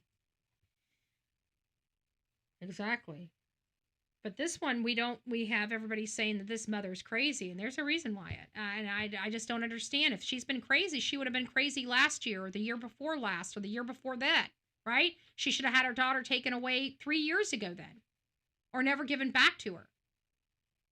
Something stinks in Denmark. Something stinks in Denmark. So here's her getting taken out of the house. Now, everybody was going, I remember this all being up in arms. Everybody's saying, she's finally being detained. They're taking her to jail. And I'm like, I don't know if they're taking her to jail. I figure that because they would be able to detain her. They can detain just about anybody. Probable cause is such a low threshold. They can, probable cause is a low threshold. I don't know what else to tell you. That's why I don't have any confidence. Like I believe that, the grand jury indicts a ham sandwich because the probable cause is such a low threshold to have to overcome. So when you have a case where the grand jury doesn't indict no true bill, it's a really bad case, okay? Because they indict a ham sandwich, okay? I'm just saying. So this is where, hi, Miss Delilah. What time is it? Oh, we've already went out and played twice. You're just going to have to wait. Little girl. I love you too. Oh, they did it, baby. Oh, you want to say hi to everybody? Come. Say hi. Say I love my mommy. I want her attention, so come here. This is the crime-fighting dog. If you guys never met her name's Delilah. She takes a bite out of crime. You can actually get her on a coffee cup if you get with Sonia. You can get her cute little face on a coffee cup. All right, let's get on with this. So here we got her going. With the FBI right served follow-up search warrants at the home of Ashlee and Melodee Buzzard in the 500 block of Mars Avenue. Like, I know pressure campaigns, and I feel like this is just a freaking pressure campaign from FBI because she won't cooperate. She's not, like, I want them to require, where's the probable cause? Like, my biggest problem, let me just tell you, especially this being in California, I don't like the schools. I don't like the teachers. I don't like the government officials that think that they have a right to tell you how to be a parent, okay? Especially the likes of people in California. No offense, my California residents. I love you to death, but I do not like your politics in your state, okay? I don't trust your politics in your state. In your state, it seems like they're too busy trying to sexualize your children, okay? And trying to let them know how good it feels to do those things, right? And then telling them, don't tell your parents, right? Grooming our children. That's what they're doing. So I don't like it. So whenever I have these cases, I follow the information where I follow them. But you know what? When I get to this point, which I've never been on the history of the Bullhorn Betty channel, you have never heard me analyze a case like this because I've never had a situation where I saw such glaring abuse of authority in my life. I truly, if I thought that this child was deceased, I would be out here on top of my own house with my own bullhorn screaming. But I don't believe that's the case. And I don't believe law enforcement believes that's the case. I don't think that they believe that this child has been sold. I don't think that they believe that this child is in danger. I think that they're just pissed off that they got involved in this case and they went to ask a mom a question and she told them to get bent. And they said, pompous ass that, listen, I have a lot of law enforcement friends. I know how it rolls. You don't go tell them getting bent because when you want to make them have a bad day, they're going to make you have a worse day. Okay. And let me tell you, there's been a few times I've been arrested when I shouldn't have been arrested because I told an officer to go themselves. Just saying. I even called one the C word. The C. Yep. That lady turned me around so quickly and had those cuffs on me so quickly.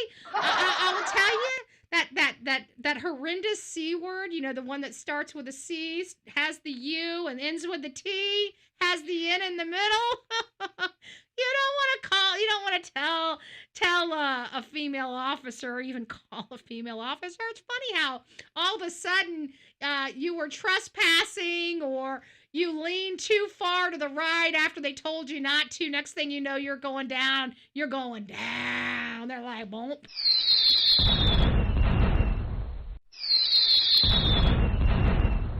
So we went from having a verbal disagreement to me going to jail and having to deal with the, of course, they had no evidence of the charges because I didn't commit the crime. I just called the officer a bad word. She's like, you going. You going. I think she might even have said bad word too, but I think that was before cameras. Now they got to wear those cameras. Suckers! You can't take another one. Oh, now, too bad I'm not out there in the streets anymore. I'd have liked those cameras. I don't know what I would have done with them. I don't know. I guess you can go over to one of the hate channels. I'm pretty sure they have all of my, the ones that they could get their hands on anyways. You guys can see me. But you know what? I heard I had a big old moon in one of them, but I never saw it. I figured if I had my big old moon in one of them, I figured that had been front news, but they never even showed my moon. I don't know what's going on with that. They never showed my moon. Okay. All right. So anyways, they take this lady out of here. They say, oh, we're going to go in here and check your house for a child we know that's not here because we told the whole world that you took this child to Nebraska and didn't come back with her. But that's okay. We're going to apply the pressure anyways. Just because we can, lady. You should have just cooperated with us. That's what I'm seeing here. As well as a storage locker and the rental car that Melodee was last seen in anticipation of the need for access to the residence during the search for an extended time. Detectives escorted Ashlee to an alternate location that would not interfere with their ability to conduct a thorough search. This case, according to the sheriff, remains a missing person investigation. There have been no arrests made in the case, but now we know that the intensity of the investigation has been turned up tonight. The intensity. I want somebody to explain why. What probable cause do they have that this woman has done anything with this child or hurt this child? So far, we've heard nothing. Guys, I'm not comfortable with this. I'm not comfortable with this case at all. I'm monitoring this very, very closely. I'm going to continue to monitor it very closely because I listen to my, everybody that's with me. I like Matthew Thibodeau. He's talking. This is from his. He's talking. Everybody's trying to worry about finding this girl. In normal cases, I would be worried about finding this girl. But too many details of this case have changed and have been altered by law enforcement. And typically, in a fluid situation, we would expect that. But the details of this case was that a call came into them from the school because they had not seen this child in over a year. That was absolutely a lie. Because they saw this child in August. So what kicked off this major event was not true. And even when they found out it wasn't true and the case should have been closed and it should have been done and over with, they continue with it because they want to see this child now. Now they have the case open when it shouldn't have been open, but since it's open, we want you to produce your child. And she's saying no. She has a right to say no. You've never heard me talk like this within any other case, and it's because something in this case, again, it does not bode with what we are accustomed to at all. So we're going to hear the first few minutes of this. Let me get this up. Hold on. Breaking news tonight. Breaking news tonight. I love Nancy Grace. If anybody knows anything about me, I am a Nancy Grace, Vinnie-Politan fanatic, okay? Like, if you ever hear me talk about mainstream media, I do talk about mainstream media generally, but that doesn't include certain mainstream media personalities. That doesn't include law and crime. It doesn't include court TV, and it doesn't include Nancy Grace. And there are a few one-offs, like I don't really care for News Nation, okay? But I have high regard and high respect for Brian Entin. Brian Entin, when I talk about mainstream media, I'm not talking about him. Because when I'm talking about mainstream media, I'm talking about people that allowed board of directors to dictate their investigative research. And I don't agree with that. That's not freedom of the press. And so there are certain people that say the hell with what they tell us. We're going to investigate this no matter what. And those are the people. Vinnie-Politan, you bet your butt. If something needs to be investigated, he's going to investigate it. Nancy Grace, Brian Entin, they're going to investigate it. So when I have this issue and none of these people are talking like I'm talking, it upsets me because it just has to do with a simple fact that this started out where this child wasn't seen for a year. The only story that has changed in this case is law enforcement and the schools. Okay? When we start hearing changes in stories, those are red flags to us. Okay? If they're red flags to us on this side of the aisle, they're red flags to us on this side of the aisle too. When people start changing the facts of the case, that's a red flag. So who's got the flag on the field? Law enforcement and the school. That's where my issue comes from. When you break down the case, go do it. Go back to the beginning. Go listen to all the stuff at the beginning. What kicked off this case?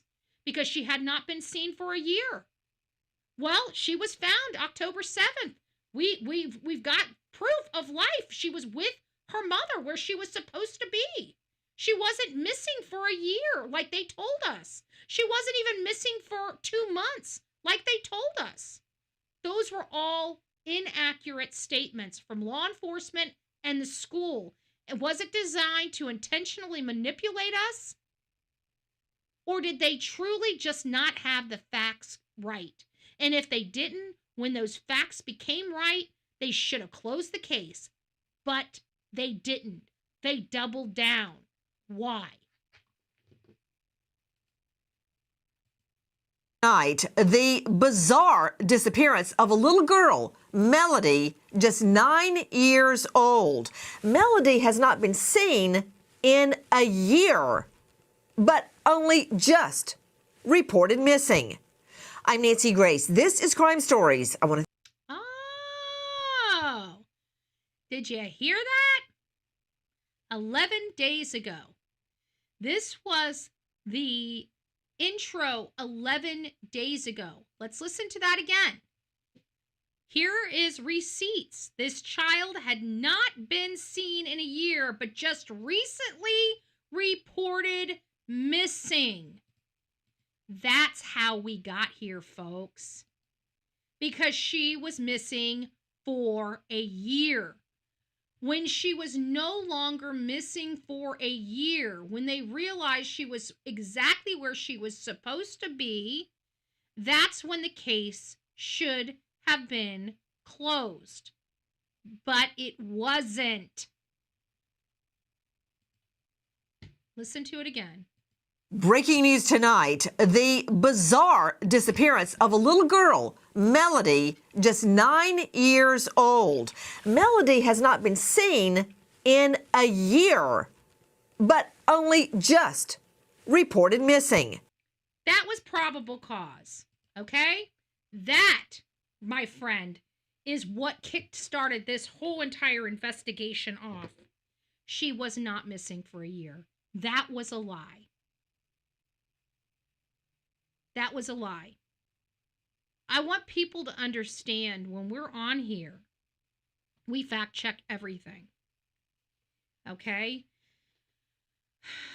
I know people think that we just automatically assume parents are guilty.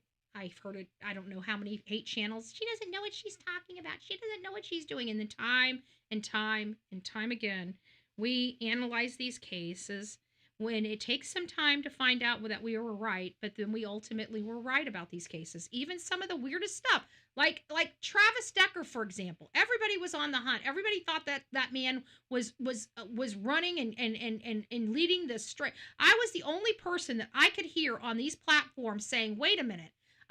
This is not the statistics. This is not what statistics are telling us. If you look at this statistic and apply it to this statistic and apply it to this statistic, then you're going to hear that this person is going to be within 2 miles. I even expanded it to 5 miles, but I truly believed it was 2 miles, within 2 miles of where those children were deceased, where they were unalived at.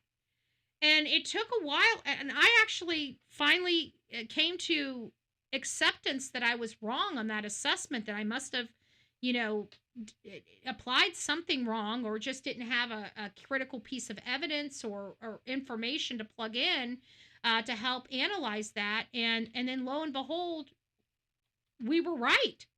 We were right. He was right there. He was right there, and he's a bag of bones, and he was deceased.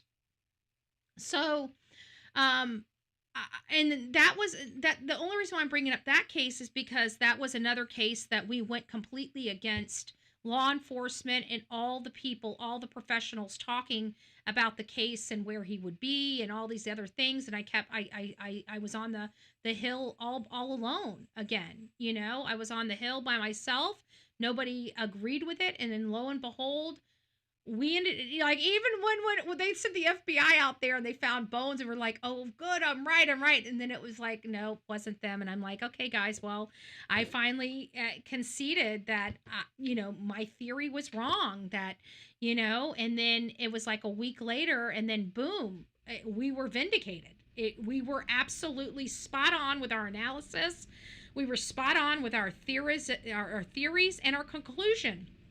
We played the tape through, and that's what I'm very proud of. As I sit here and I look at a lot of different aspects, and I research a lot of different aspects, and I look at a lot of different readings and statistics and statistical anomalies. You need to look at those too, right? You just can't look at the statistics that favor you. You also have to look at the ones that disfavor your position, because you need to understand why they disfavor your position.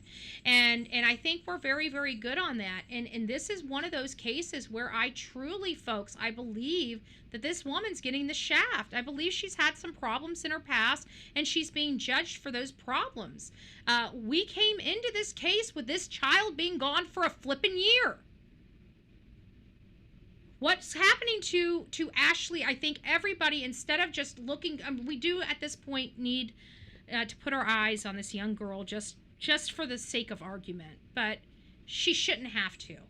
And they violated her rights. If she does end up having to show her child, then I just want to let you know, you just watched an entire county and state railroad a woman, a single woman that's been through hell, first and foremost.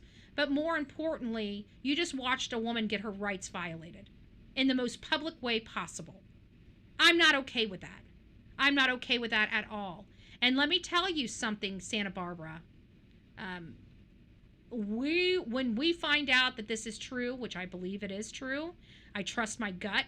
When I analyze these cases, I trust it. Sometimes I have to stand there alone and trust, but I trust. And if I find out this is the truth, there's going to be hell to pay in Santa Barbara. There's going to be hell to pay, lawfully and legally hell. There's going to be some people that's going to lose their jobs. I can guarantee that. You guys may say, "Oh, no. Every time somebody says, no, you can't do that. You can't do that. You're not going to do that." Guess what? We accomplished something. We accomplished something through our diplomatic efforts behind the scenes. And you know it to be true because you guys watched it all the time. We'll talk about something, and then boom, something happens. I'm just saying.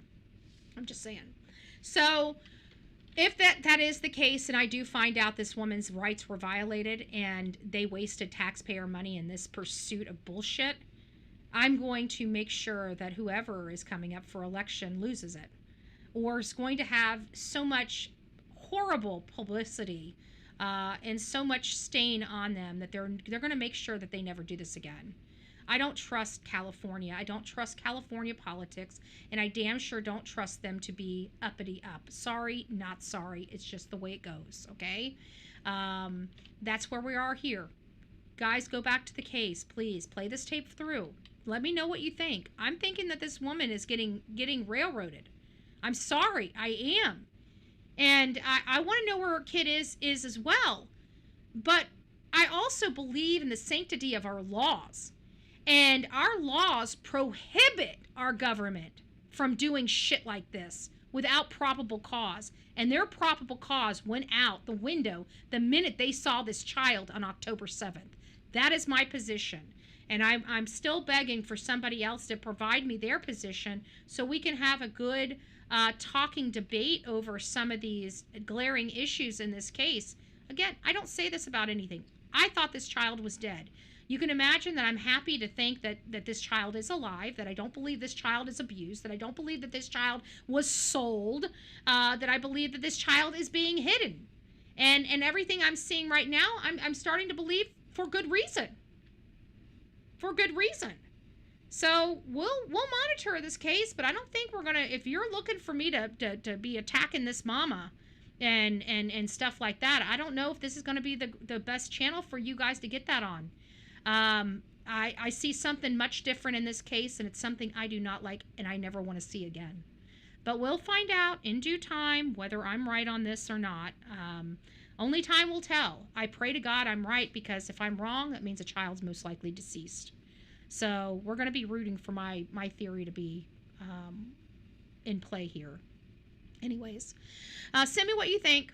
bullhornbetty@gmail.com. bullhornbetty@gmail.com. I want to thank everybody for coming out and hanging out with me this beautiful Sunday. If you guys do not know, we have a 3 o'clock conversation piece with Nancy Grace. Nancy Grace is going to be debuted on our 3 o'clock show on Bullhorn Betty Crime Stories, where we start breaking down the Ellen Greenberg case.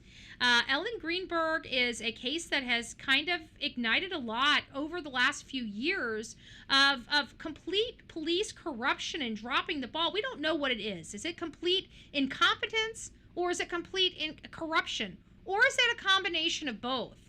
I'm kind of, I'm middle of the road with this. So we're going to be talking about that. If Ellen Greenberg's been on your mind, you're thinking to yourself, like, how in the hell can a woman stab herself in the back of her head and sever her own spinal cord? We're all thinking the same thing. Come on over. We'd love to hear from you. We would love to hear your perspective. I may even open up the phone lines, depending on how well if you guys want to talk, even if we have a small crowd this Sunday. But I think it's going to be a great talking point. I'd like to hear your perspective on it. I know what my perspective is. You guys probably already know what my perspective is too. I think Sam should have been locked up a long time ago. I think law enforcement out there dropped the ball because they had one of their friends' sons, right? Kind of like the Sumner County and the Proudfoots. It's funny how those relationships with politicians always seem to when there's crime going on and somebody's dead, it always seems to really slow down the wheels of justice a lot. We don't like corruption. We can't stand Sumner County. We think Sheriff Struggles needs to be removed and booted out of the county and exiled. But moreover, this is another case where we can take a piece of that Sumner County Sebastian Roger case and this case and say, you know what, these cases stink to high heaven. What is it? People with money that have positions and power in certain communities. All right? And that's what we're dealing with here. I do not like Josh Shapiro. I think you guys need a new governor. I think you guys need a new DA. I think you guys have a great opportunity in Pennsylvania to really make changes. And I think you guys need to take a gander at those changes. I pray that you guys realize you guys have been treated the same way for so long. There is a better way. Vote for it. Vote for it. All right, guys, rock it out with your coffee beans out. Don't forget to be fearless. If you see something, say something. An ounce of prevention is worth a pound of cure. And until next time, please be safe, but more importantly, kind to one another. You guys have a blessed Sunday, and we'll see you at 3.